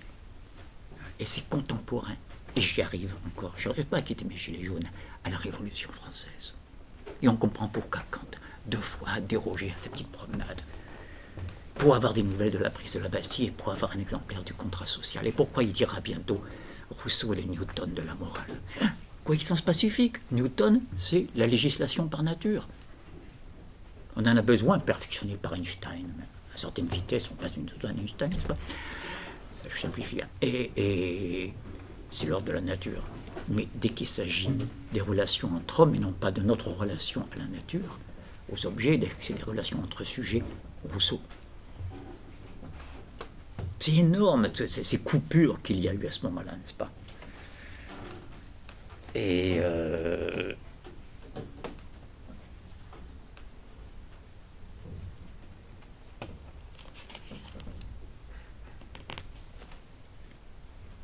cause et effet d'un côté, sens et signe de l'autre. Dernière étape de ce grand tableau, n'est-ce pas, d'Aristote jusqu'à nous. Pour l'instant, je me suis arrêté à Kant. qui a le mérite au moins de tenir. Il ne dit pas il y en a un qui est nul et moi je préfère. Non, il dit pas je préfère le finalisme en mécanisme, c'est pas kantien ça. Il donne à chacun ce qu'on appelle en mathématiques son domaine de définition. Vous savez, en mathématiques, on aime bien, si je ne me trompe pas, vous me corrigez, les scientifiques, avant même d'étudier une fonction, on regarde d'abord son domaine de définition. Sinon, on risque de dire des bêtises. Voilà. Il faut que le dénominateur soit différent de 0, par exemple. Sinon, il y aura quelques contradictions qui apparaîtront. Donc, chacun a son domaine de compétence. La législation par nature, la législation par liberté. Mais d'où ça vient, ça? D'où ça vient cette faculté qui fait qu'il y a un être parmi tous les autres, là, dans la création, qui décide de mettre la case des hommes là, la case des femmes là, de faire la législation, de faire les 10 commandements, ou le code d'Hammurabi, bref. Je suis en train de citer plusieurs modes de législation anciens. Parce que je pense à un petit ouvrage un peu oublié, mais les sciences humaines ont commencé avec cet ouvrage, Durkheim, Les règles de la méthode sociologique, que je vous recommande. Pourquoi? Parce que Durkheim s'y applique pendant toute la première partie à donner un objet à la sociologie. Je fais une métonymie, je suppose ici que la sociologie est l'ensemble des sciences humaines, ce qui est valable pour les sciences humaines. Ce qui serait pas superflu quand on pense qu'Aristote dit que l'homme est zoon politikon, n'est-ce pas? L'homme est l'animal social, l'animal politique, vous savez pas comment on traduit, n'est-ce pas? L'animal qui vit en société, donc il faut commencer par faire la sociologie si on veut comprendre l'homme. Bon. Or, ici, premier énoncé, toute science se définit par son objet.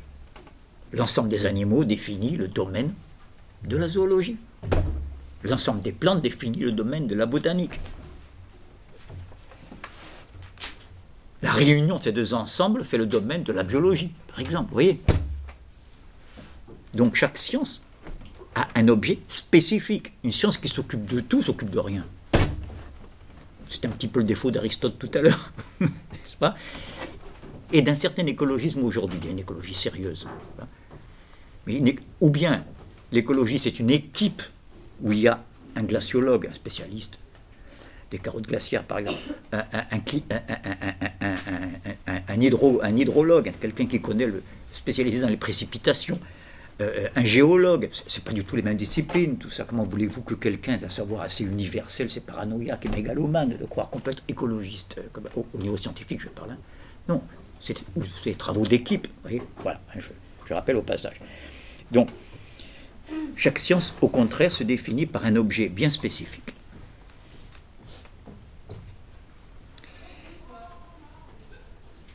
Mais elle ne définit pas son objet. Vous ne verrez pas un zoologue se poser le problème, qu'appelle-t-on un animal? J'ai déjà dit que qu'est-ce qu'une étoile est une question d'astronome, si vous vous rappelez bien, qu'appelle-t-on une étoile, c'est une question de philosophe. La science est immédiatement dans l'être, n'est-ce pas? Il y a des animaux, voilà, et puis on en prend un, comme ça, on l'expérimente, on regarde comment il se compose, et puis, voilà. Non, je dis ça parce que j'avais posé la question une fois à un professeur de Jean Snat, j'avais dit, mais comment tu distingues les animaux et les végétaux? Moi, ça m'intéresse, c'est le spécialiste. C'est bien simple, hein, dans les animaux, il y a des cellules colloïdales, végétaux, des cellules colloïdales qu'on ne voit pas chez les animaux. Et oui, mais comment tu le sais? Parce qu'on prend un bambou, oui, mais tu as déjà décidé que le bambou est un végétal. Tu en sais trop, là. D'accord? Vous voyez? Qu'appelles-tu? Intéressant. Vous savez, je dis ça parce que vous me direz, tu coupes les cheveux en quatre, c'est bien, s'il y a une poule qui rentre ici, on ne va pas dire que c'est une plante. Bien sûr, mais tout n'est pas comme la poule. Moi, quand j'avais votre âge, les champignons étaient classés dans les végétaux. Il y en a peut-être encore parmi vous, quelques attardés qui le croient. Moi, j'ai essayé de me brancher, je suis très motivé, j'ai tellement vécu dans un pays où il n'y a pas d'automne que j'adore ramasser les champignons. C'est mon exotisme. Donc, et donc je me suis intéressé à la question, et maintenant c'est un ordre à part. Non mais ne me croyez pas, regardez Wikipédia, les sciences, hein, il y a des bactéries qui font que certaines mousses aussi lichens qui vont avec les champignons, c'est ni dans les animaux, ni dans les végétaux, tu tombes. C'est pas simple. Voilà, ne nous égarons pas. Je reviens à la sociologie. Il dit si on explique tout, comme font un peu les sciences cognitives, par la biologie, par exemple, les comportements humains, il n'y a plus de sociologie. Hein. Elle n'a plus d'objet spécifique, ou alors c'est une partie de la biologie. À l'inverse de la biologie, si on explique tout par le champ psy, par la psychologie, ben voilà, c'est des disciplines qui existaient avant, et la sociologie n'arrive pas à se faire une place. Vous savez que pour qu'il y ait un champ, on l'a vu tout à l'heure, il faut liquider une partie de la forêt. Pour que la sociologie ait un objet propre, il faut bien qu'elle se fasse sa place, qui n'est ni celle de la biologie, ni de la psychologie, vous voyez. Alors pourquoi je fais ce détour un peu long par Durkheim? Parce qu'il a été un des tout premiers, n'est-ce pas, à se poser la question, et parce qu'il a une réponse qui est étonnante déjà pour l'époque. Je crois que je vais essayer de... qui est la conclusion, voilà. La conclusion de cette première partie, vous voyez, elle est juste là. Est faite sociale, faite proprement sociale, sous-entendu, toute manière de faire, fixée ou non, susceptible d'exercer sur l'individu une contrainte extérieure. Ah, dis-donc, une contrainte extérieure. On est à table, non? Mets la main devant ta bouche quand tu bailles. Ferme ta bouche quand tu manges. Oui ou non? Il n'y a pas qu'à moi qu'on l'a dit, ça. Et ne me dites pas, ouais, ben, c'est parce qu'on est civilisé, mais chez les sauvages, c'est 10 fois plus codé que chez nous. 10 fois plus codé. Un enfant de 10 ans qui vient demander à son père un outil que sa mère lui a demandé d'apporter, il regarde par terre, il ne regarde pas son père dans les yeux. Jamais, ça ne va pas, non? Il regarde par terre. Maman vous demande de lui donner la bêche. Et moi, en Afrique, j'ai vu souvent quelqu'un qui, non pas qui dit tu es un con, parce que jamais, mais qui dit à un tiers qui est là, dis-lui qu'il est un con. Ça, c'est des cultures raffinées. Oui, oh ben c'est très codé. Non, sinon, c'est la violence qui s'échappe, c'est terrible. Voilà. Non, non. Le monde de l'homme, je suis au bord d'apporter l'élément qui nous manquait avec Kant. Il nous guide là, pour nous ramener d'ailleurs à la dialectique hegelienne de Kant. La contrainte. La contrainte, ça veut dire quoi? Ça veut dire non. Non, N-O-N. Vous voyez ce que je veux dire? Et on revient à la négativité, le concept hegelien fondamental. La seule manière de revenir au monisme, de ne pas rester dans le dualisme kantien, parce que ça vient d'où là, que l'homme ait la possibilité, c'est pas quoi, c'est Dieu qui a fait ça. Kant il répond jamais à ça. Kant n'aime pas les préoccupations génétiques, comment ça a été engendré. Notre raison est ainsi faite que nous avons la sensibilité, l'entendement, la raison. Bon, mais c'est là qu'on reste un peu sur sa fin. Sinon, je serais resté à Kant. Hein. Il nous fait faire des pas de géant, mais voilà ce qui est insatisfaisant. On ne sait pas comment est produit cette législation par liberté. Donc pas du ciel. Kant a plus fait pour ruiner la métaphysique, en ce sens il accomplit le programme du siècle des Lumières, bien au-delà de ce que Voltaire a fait. Pas. Il fallait Voltaire, hein, mais il fallait Kant pour systématiser l'effort des Lumières. La métaphysique n'aura jamais plus le même aspect, elle a son apogée avant Kant avec Leibniz, Spinoza, les post-cartésiens, le père Malebranche, tout ce que vous voulez. À partir de Kant, elle a du plomb dans l'aile. Hein. C'est donc c'est la philosophie critique, comme on dit. Mais l'inconvénient, c'est ça, c'est qu'il n'y a pas la genèse de ce qui fait cette différence. Alors, pourquoi je dis tout ça à propos de la contrainte? La contrainte, ça peut être léger, hein. Ça peut être le rire dans une assemblée, le rire qui ridiculise quelqu'un qui n'a pas le code. Comme Rousseau qui devait être vanné dans les salons à l'époque où le sens du ridicule a atteint son apogée, où l'esprit, au sens français et surtout parisien, a atteint son apogée, n'est-ce pas? Et le Suisse, là, qui venait avec son accent épouvantable de Genève, là, c'est un jugement de valeur, hein, j'adore la Suisse. Voilà, et Rousseau dit lui-même, oh là là, moi je comprenais les blagues dans l'escalier, d'où la notion d'esprit d'escalier, quand c'était trop tard. Voilà. Donc le rire est une coercition qu'on exerce légère, n'est-ce pas, sur l'individu, pour lui montrer que le groupe social, il n'est pas tout à fait intégré aux valeurs. Ce que Gluskar étudiera admirablement avec ce titre significatif, l'être et le code. Jusqu'à dire que dans l'histoire humaine, le code, c'est tout juste, il ne précède pas l'être. Bon. Alors comment on revient à la dialectique? On y est en plein avec le négatif, là. Je reviens au monisme, le dualisme nous gênait à l'instant, là. un mondisme matérialiste, puisque j'étais égal, il faut passer à Marx et Lénine. J'ai la faim, j'ai la sexualité. Ce jeu est un jeu animal, pour l'instant. Parce que ça, c'est pas que dans l'homme. Hein. On est d'accord. Comment je peux faire pour faire surgir un autre monde, un monde inverse? Allez, je vous ai donné la réponse. Est-ce que c'est que l'inverse en mathématiques? C'est l'ensemble, c'est Z ou Z? Les antirelatifs, c'est ça? Pardon? L'opposé ou l'inverse? L'opposé, pardon. 2 moins 2, c'est quoi? C'est inverse ou opposé? Opposé. Oui, voilà, je confondais. Merci. Voilà, c'est Z, non? Ouais. Voilà. Et à la nature, le monde inverse, on y est presque. Eh bien, c'est mon fameux j'ai faim, et je dis à la dame à côté de moi, au cours d'un banquet, je vous en prie, madame, servez-vous d'abord. Je garde la matière, l'énergie, je suis matérialiste, mais j'inverse le signe. Je change de signe. Vous voyez, on avait le signe et le sens dans le monde de la culture, de l'esprit, dans le monde humain, pour aller vite, n'est-ce pas? Oh, bon sang, avec le mot signe, on avait la clé. On a la matière, mais on peut l'inverser. Dire non. Dire non. Non, n'étrangle pas ton petit frère. Ça peut être utile. Chez les chiens sauvages, j'aime beaucoup les chiens sauvages. D'abord parce que je me suis réveillé une fois dans une réserve que Anne connaît bien, à la Comoé. C'est pas dans le nord de la Côte d'Ivoire, une magnifique réserve de faune. J'avais passé la nuit, c'était pas... J'ai soudoyé un peu le gardien pour pouvoir passer la nuit. Et sans rentrer au refuge, parce que le réveil comme ça. Et matin du monde. La voiture était entourée d'une meute de chiens sauvages. Vous savez que même le lion, l'éléphant reculent. Une meute de chiens sauvages, ils sont organisés. Hein. Les lycaons ou cygnes, hein, pour ceux qui s'intéressent, un peu plus petits que des hyènes, les oreilles un peu rondes comme ça. Ils chassent en meute, très organisés. J'ai lu que, en m'intéressant à l'animal, j'ai lu que dans le ventre de la mère, quand il y a des jumeaux, il y en a un qui tue l'autre. Vous vous rendez compte quand même?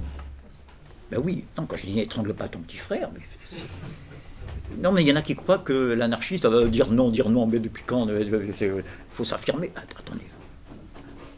Il y a une manière de s'affirmer. Hein. Caligula aussi, il voulait s'affirmer. Hein. Bon. Non.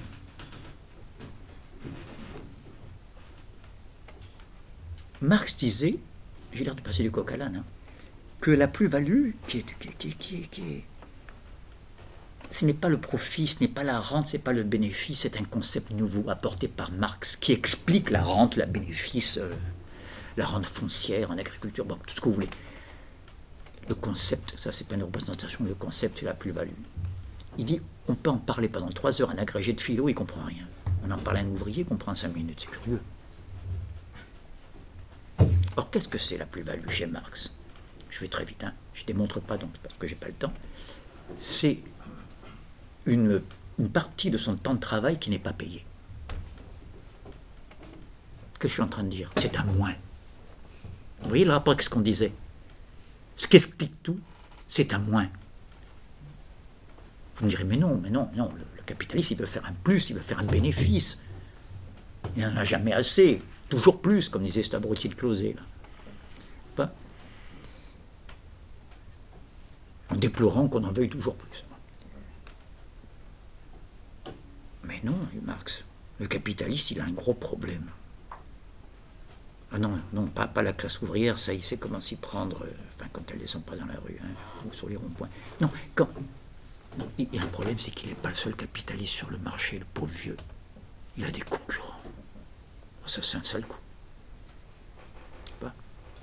Je fais une parenthèse, moi j'ai travaillé pour Hachette, je le dis, parce que c'est pas secret, je suis loyal, moi je suis mon côté africain, je suis loyal à celui qui me paye. Et donc je défendais la cause du bouquin d'Hachette, sachant très bien que de la roue c'était très bien aussi. Ça se vaut, hein, c'est les mêmes produits. Nathan, le livre scolaire. Et j'entendais tout le temps les cadres d'Hachette venant de Paris, ironisant sur le conseiller culturel, c'est vos impôts, hein, c'est l'ambassade de France, c'est avec votre argent qu'on offre, je sais pas, pour respecter les accords de coopération à la Côte d'Ivoire, 200 000 bouquins de français à la rentrée. Bon, commission mixte, passons. Il me dit, dites Pagani, vous avez eu le marché? Ils sont tout le temps en train d'ironiser sur les fonctionnaires critiques, mais ils me suppliaient d'avoir le marché de l'État. Oui, oui.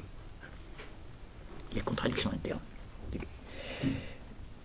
Mais je reviens à des choses très, très, très précises. C'est un moins. Il y a une partie du travail qui n'est pas payée, c'est par un moins. Mais attendez, le bénéfice est un plus. Oui, non. Parce que effectivement, je peux dire que ce livre m'a coûté à la fabrication, je dis n'importe quoi, 2 €, et je décide de le vendre 15, 20, 30, 50, 60. Bon, pourquoi je lui mettrais mon bénéfice avec ma veulerie? Comment ils disent les anglo-saxons? Greed. C'est pas si simple. Parce que je ne suis pas le seul éditeur sur le marché, c'est ça le malheur. Donc mon curseur, oui, c'est vrai qu'il y a le greed qui me pousse à pousser le curseur à droite, le prix le plus élevé possible, mais il y a la concurrence qui me fait tourner le curseur en sens inverse. Vous voyez? Alors, je ne peux pas rogner sur la machine, essayer de ne pas mettre d'essence dans la voiture. Vous croyez qu'elle va travailler? C'est d'actualité, tout ça, le carburant.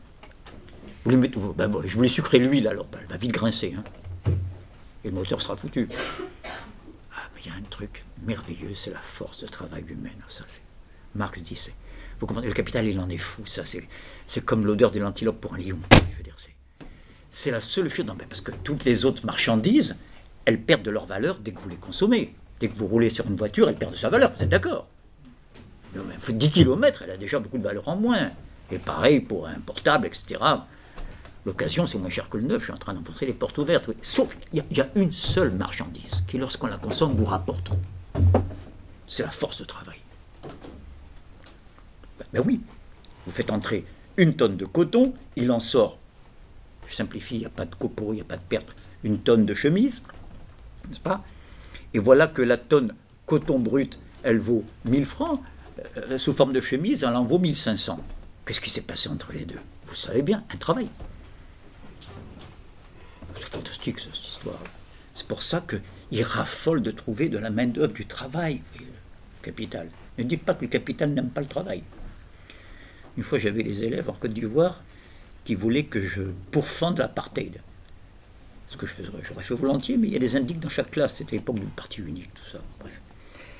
Et donc, comme le chef de l'État à ce moment-là avait ouvert ce qu'on appelle la politique de la main tendue à l'apartheid, etc., et qu'il y avait des négociations, c'était en plein apartheid. Je leur ai dit, ben, écoutez, je répondais comme les journalistes. C'est la politique du... Non, excusez-moi, j'inverse. Je leur pose la question.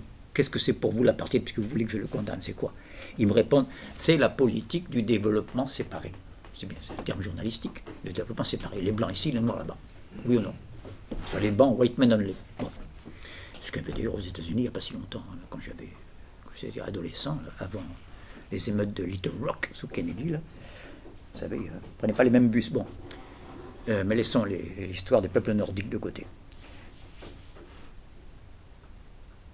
Je ne vais pas séparer, donc je leur dis donc que l'apartheid n'existe pas. Tous les dans la classe. Je fais exprès. Tu vas provoquer un peu. Monsieur, vous voyez, la philosophie, c'est mauvais. Hein. Vous dites qu'il n'y a pas d'apartheid, nos frères souffrent là-bas. Je dis, ben, je n'ai pas dit qu'ils ne souffrent pas. J'ai dit que si c'est ça, ça n'existe pas. Parce que s'il y a vraiment un domaine où les Blancs d'Afrique du Sud ne peuvent pas se passer de vos frères, c'est justement dans le développement. Parce que quand il y a une mine d'or, il y en a en Afrique du Sud, il y a M. Kruger en haut, n'est-ce pas? Et il y a Moussa en bas. M. Kruger ne peut pas se passer de Moussa. Dès qu'il y a développement, il fait appel à Moussa. Ce n'est pas un développement séparé, c'est le contraire. Faites attention aux mots. J'ai été bien d'accord. On a mis rigolé après. Surtout qu'eux, ils savent qui est l'indique dans la classe. Moi, je ne sais pas que ça chante tout le temps, mais ça. Voilà. Donc, je reviens à mon moins. Je n'ai pas fini avec mon moins.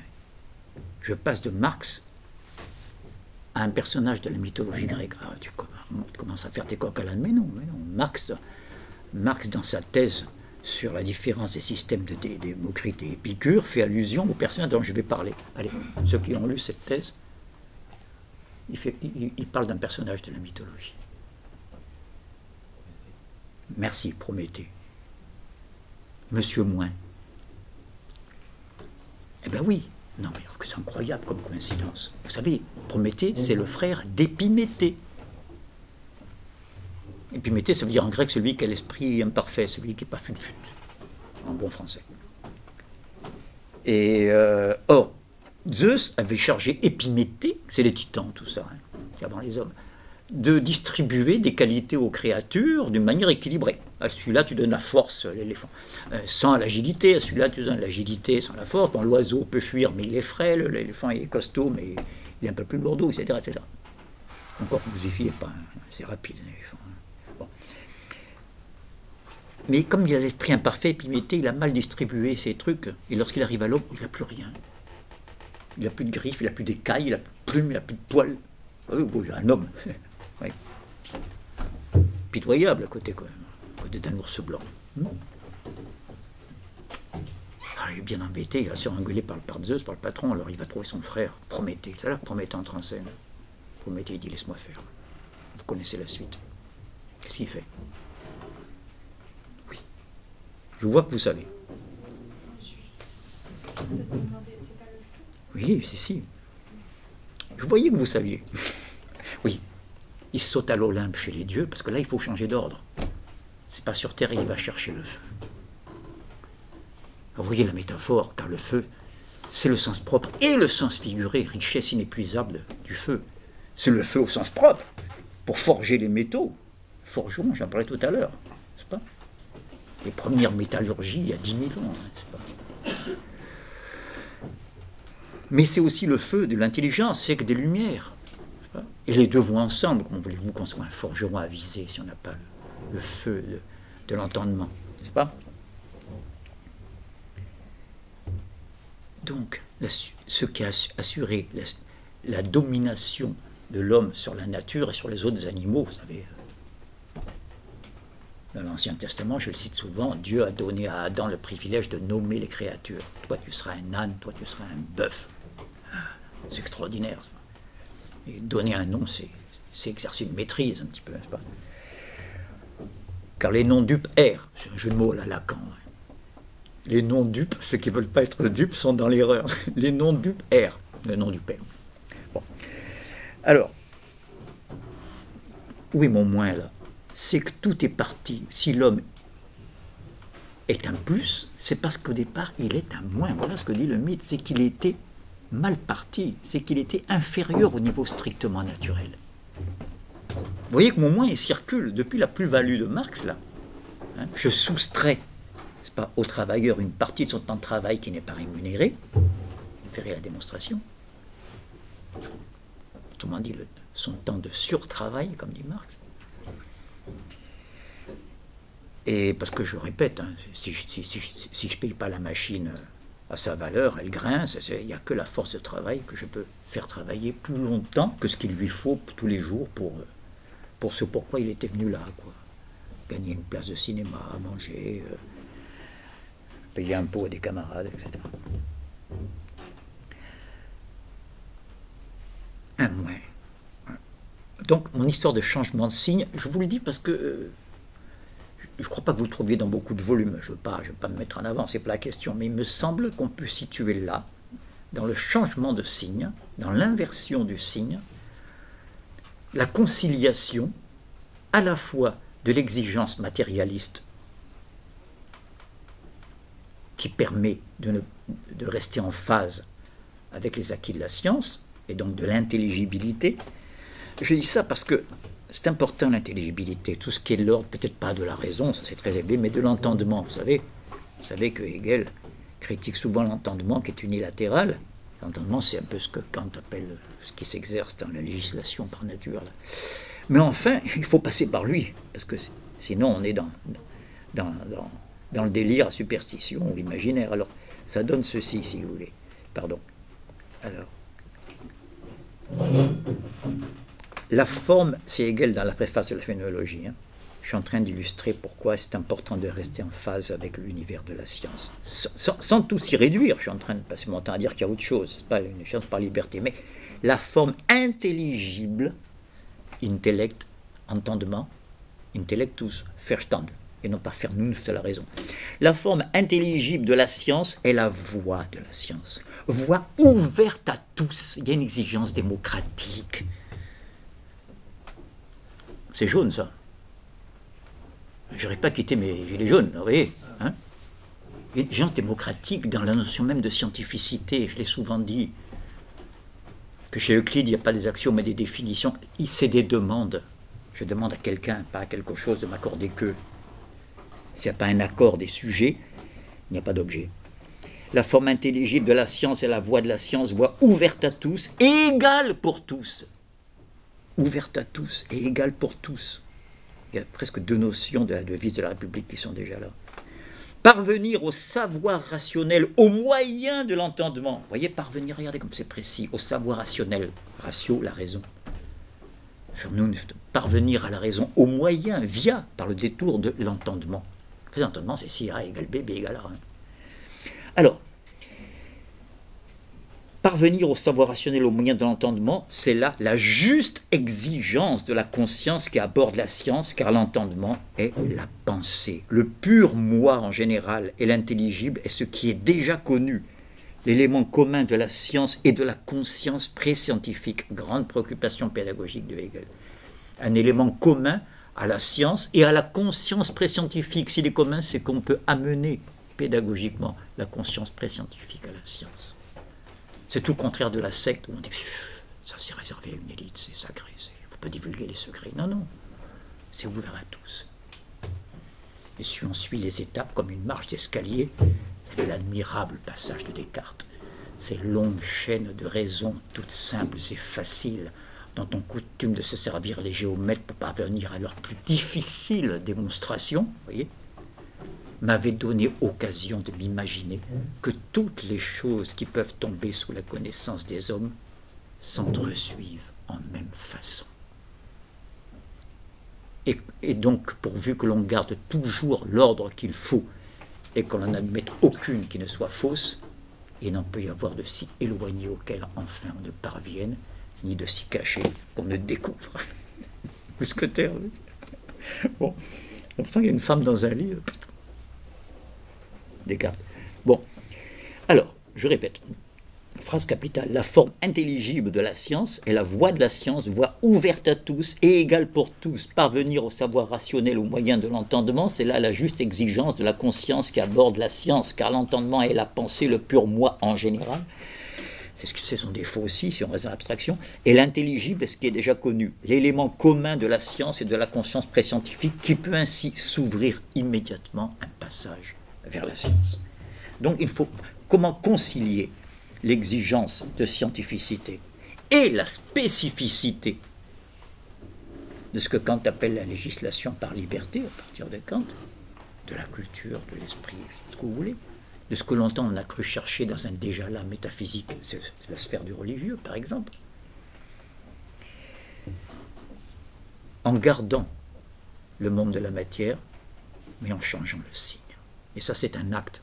C'est plus quelque chose de cognitif, c'est plus un progrès dans la connaissance, un progrès dans l'action.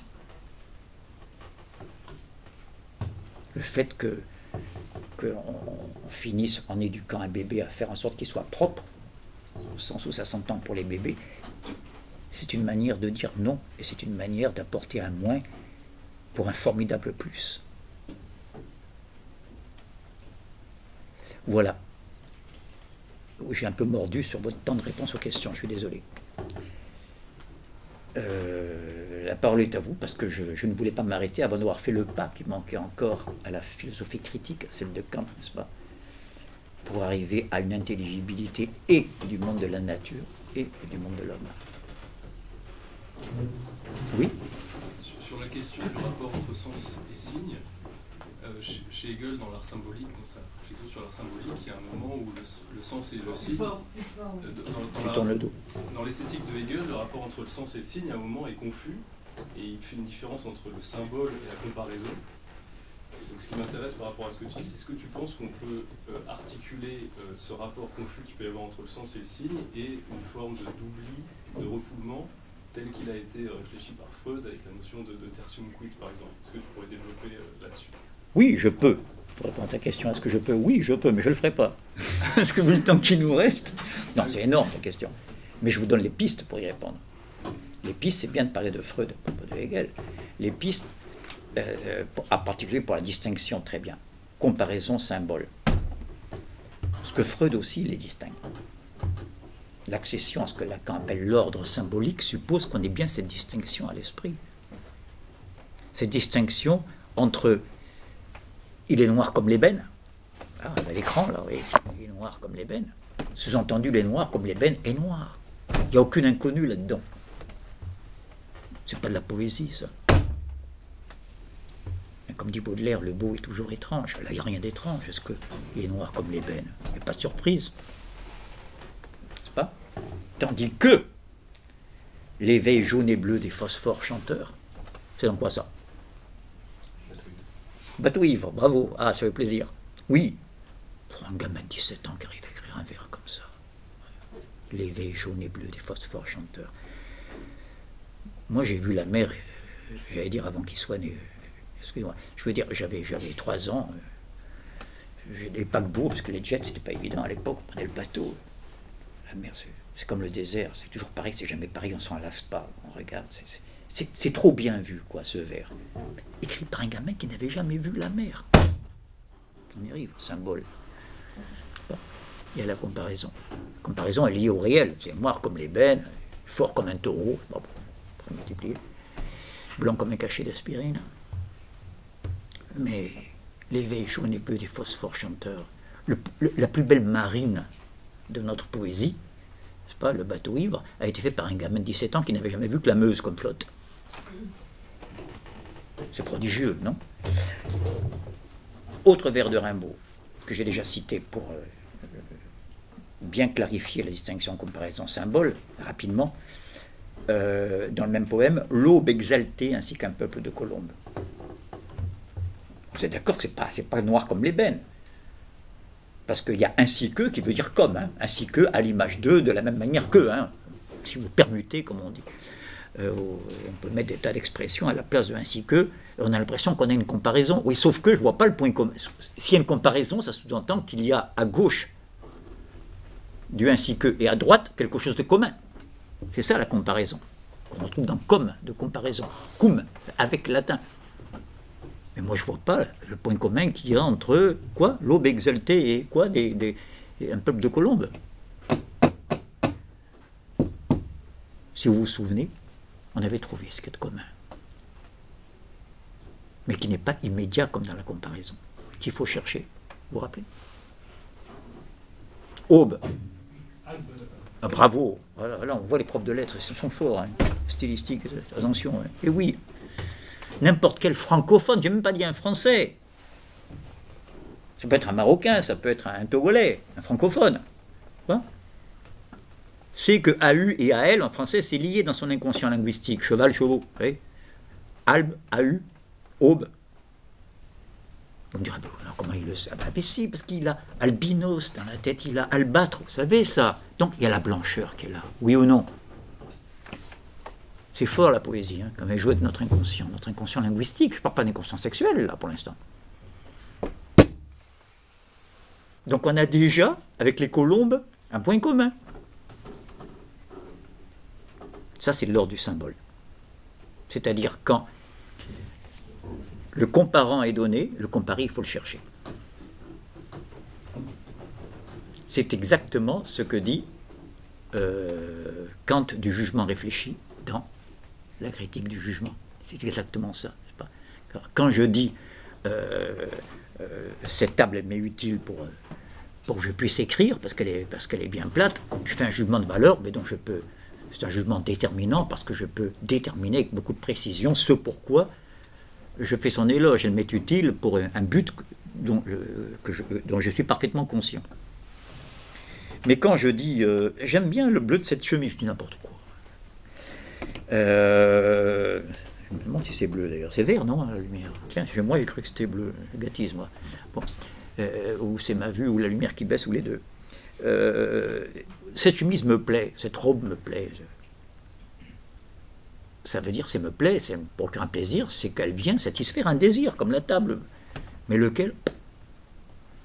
Savez-vous, quand vous achetez une chemise? Ah oui, ça, parfaitement, c'est parce que j'aime bien les petits pois, et comme c'est une robe à pois, non, ça ne se passe jamais comme ça.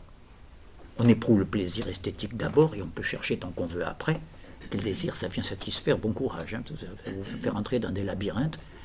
Voilà, jugement réfléchi. C'est-à-dire que là, je suis obligé de réfléchir l'objet pour comprendre tout d'un coup ce qui s'est passé. C'est lui, quelle humiliation, qui en sait plus sur moi que moi. Voilà. Donc, c'est pour répondre à ta question. Le symbole suppose un troisième terme, un tertium quid, dit Freud quelque part, n'est-ce pas? Enfin, quelque part, vous avez très précisément dans l'introduction à la psychanalyse, par exemple, une série de cours à un grand public, donc très accessible.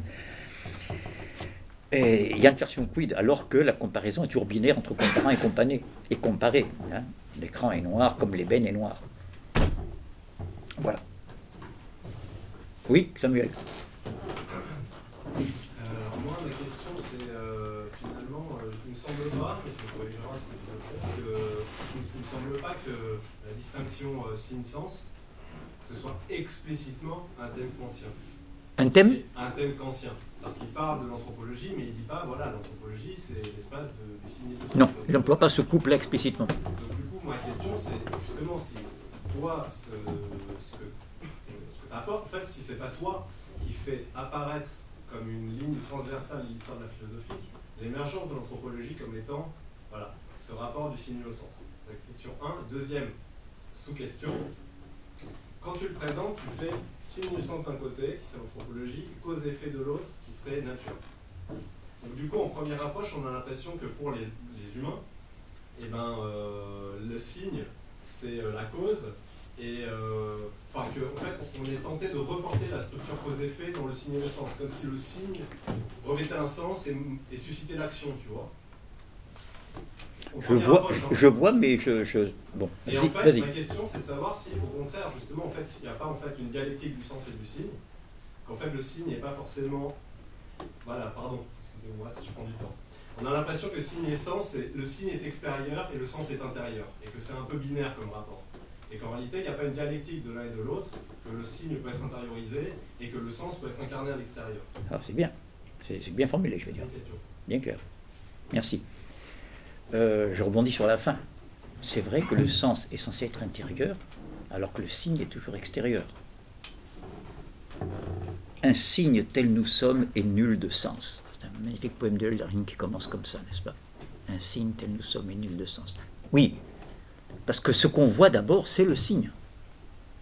Je vois un panneau de présignalisation, c'est un signal, enfin, c'est pour simplifier, qui me dit, attention, il y a un stop à 100 mètres. Autrement dit, il n'est pas là. Ce que je vois, c'est le signe. Le contenu, le sens, la signification, la Bedeutung, c'est ce qui n'est pas là. C'est donc à intérioriser. Je peux me représenter un stop à ce moment-là et le guetter. Mais par contre, ce que tu as dit au début, je ne fais pas du tout un rapport entre le premier couple et le second. Je ne dis pas que le sens est la causalité du signe, du tout. Ce que je voulais montrer, et tu as raison de dire que c'est moi qui fais dire à Kant que dans l'anthropologie qu'il fonde, la sienne, hein, il y a, dans ce qu'il appelle la législation par liberté, on ne peut pas mieux la définir que par un champ balayé par le couple signe-sens. C'est moi qui lui fais dire avec ces mots-là. Mais comme il dit qu'ils ne sont pas liberté, la liberté renvoie à la fin, ça c'est kantien, parce qu'il dit bien que c'est le règne des fins, la raison. C'est la faculté des fins, ça il le dit en toutes lettres, n'est-ce pas? Télon, téléologie. Alors que dans les sciences de la nature, il y aurait plutôt les moyens, l'ensemble des moyens, comme on a vu le couteau tout à l'heure et sa neutralité axiologique, justement. Tant qu'on ne sait pas encore à quelle fin je vais le faire servir sa pointe et sa lame. Donc, je prends ces mots-là parce que je crois respecter la lettre de Kant, c'est la liberté. C'est-à-dire que la notion de fin, la notion de sens, la notion d'âme, toutes ces notions-là impliquent du point de vue logique qu'il n'y ait pas seulement des quelque chose, mais un quelqu'un. Voilà comment je réponds à ta question. Bref, un sujet. Et on comprend tout d'un coup ce qu'il y a de profondément post-kantien dans la phrase, une des plus solennelles de la préface à la phénoménologie de l'esprit, où Hegel dit, vous connaissez bien cette phrase pour ceux qui le connaissent, tout dépend de ce point essentiel dans le système, c'est très rare qu'il résume comme ça l'essentiel, il n'aime pas trop ça, d'habitude c'est dans le détail pour lui l'essentiel. exprimer et appréhender le vrai non plus comme substance, tout ce qui est déjà là, mais aussi et précisément comme sujet. C'est ça la modernité. Ce que je croyais être dans un déjà là extérieur, je reviens à ton signe, d'accord, ne prend tout son contenu que lorsqu'on le met en rapport avec un sujet. Quand Lacan dit, avant de signifier quelque chose, toute parole signifie pour quelqu'un, il ratifie ce que je viens de dire, si vous voulez. N'est-ce pas? Il ne dit pas qu'il n'y a pas des quelque chose. Hein? Il y en a des quelque chose. Mais il y a un triangle. Il y a moi, numéro 1, celui à qui je parle, celle à qui je parle, numéro 2, et l'objet dont je parle, numéro 3. J'exprime quelque chose pour quelqu'un. Mais avant de signifier quelque chose, toute parole signifie pour quelqu'un. Ça veut dire qu'un bidas dans un train, pardon, ça n'existe plus parce qu'il n'y a plus de service militaire, mais avant il y avait tout le temps des bidas en permanence dans les trains.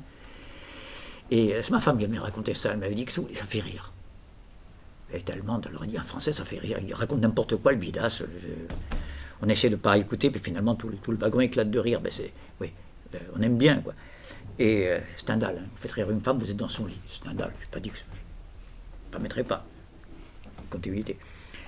Et qu'est-ce qu'il fait le bidas? Il impose à sa parole de ne rien vouloir dire, il raconte n'importe quoi, pourvu que l'attention, que le quelqu'un qui est là ne descende pas à la prochaine station. C'est tout. Le but, c'est de poursuivre la relation elle-même intersubjective. Voilà. Hein, c'est pour ça que je réponds à ta question. Oui, Anne. Le couple sens-sens, il me semble qu'il lui manque le code. Parce que il y a code, il y a sens, il y a code. Voilà. Donc il me semble que c'est un couple qui devrait avoir un troisième, au moins un troisième. Et avec code, on retrouve cum, ça vient du même préfixe, avec. C'est une relation. Hein, le même qu'il y a dans copain, compagnon, composition. Le COM ou CON, ça dépend devant quelle consonne. Latin, c'est le SYN grec. Hein, symphonie, toutes les voix ensemble. Ça veut dire ça. Oui, tout à fait.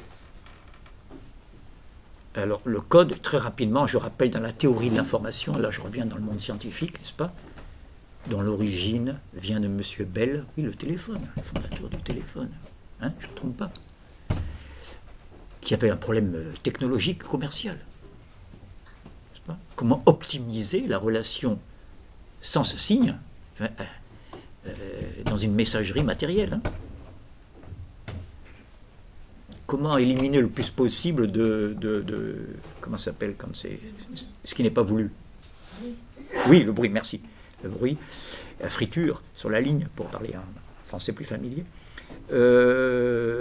Comment optimiser ce qui est purement signifiant, si vous voulez. Et pour ça, la théorie de l'information, très rapidement, ça n'a pas beaucoup de temps, il faut qu'il y ait entre le sujet A et le sujet B un code. En ce moment, il y a la langue française entre nous, par exemple. Il n'y a pas que ça comme code. Hein. Mais il y a celui-là qui est le plus manifeste. Mais ça ne suffit pas. Parce que s'il n'y avait pas d'air entre nous, vous me verriez bouger la bouche, vous n'entendriez rien. Donc il faut aussi qu'il y ait un canal. Un canal, c'est un flux ionisé dans le téléphone. Ici, c'est l'air. Ça peut être la lumière, bien sûr, les sémaphores. Mais il faut qu'il y ait un canal. Là, on reste matérialiste aussi. Le canal ne doit rien à la législation par liberté. Le code, oui. Le code, ça suppose que des sujets entre eux ont convenu que rien ne les obligeait. Voilà. Merci de rappeler le code. Tu as faim. C'est ça que tu veux me dire? Elle n'est pas à l'heure? Ah bon, non, mais c'est bon. Je crois faire à moins qu'il y ait d'autres questions, mais je veux dire. Oui? Roman. Alexis, pardon. Roman, oui, pardon. S'il n'y avait pas un lien plus fondamental entre ce dont tu parlais, le moi, et Freud, que tu as un peu esquissé avec le bébé quand tu dis... Ah ben voilà. Ouais. Mais peut-être que... Bon, ben c'est très bien parce que c'est rapide, ma réponse, mais rapide, ça ne veut pas dire légère. Hein. C'est parce que je le cherchais, je ne le trouvais pas, tu me le rappelles. Je savais qu'il y avait un troisième. Oui, il y a le moins, la plus-value suppose... une moins-value pour le travailleur. Il y a Prométhée, pas, le mythe de Prométhée, pardon, qui nous rappelle que toute la supériorité de l'homme vient d'une infériorité naturelle. Il y a moins. Et il y a, dans l'anthropologie issue de la psychanalyse, une manière d'expliquer ce privilège exorbitant de la relation à l'autre dans l'animal humain par rapport à la relation à la chose que nous partageons avec tous les animaux, qui viendrait de la prématuration générique de l'homme. C'est-à-dire que l'espèce humaine, donc c'est générique là, il y a des prématurés, hein, qui arrivent à 6 mois, mais il y a aussi mais l'espèce humaine en général naît avant terme, ça a été prouvé physiologiquement, hein, la Fontanelle est une trace, entre autres, n'est-ce pas, que tout ça est pas achevé à la naissance. D'après les physiologistes, je veux dire, le passage à la station bipède a provoqué, dans les millions d'années, une catastrophe obstétrique, chez la femme en particulier, qui enfantera dans la douleur. Et la religion a senti ça.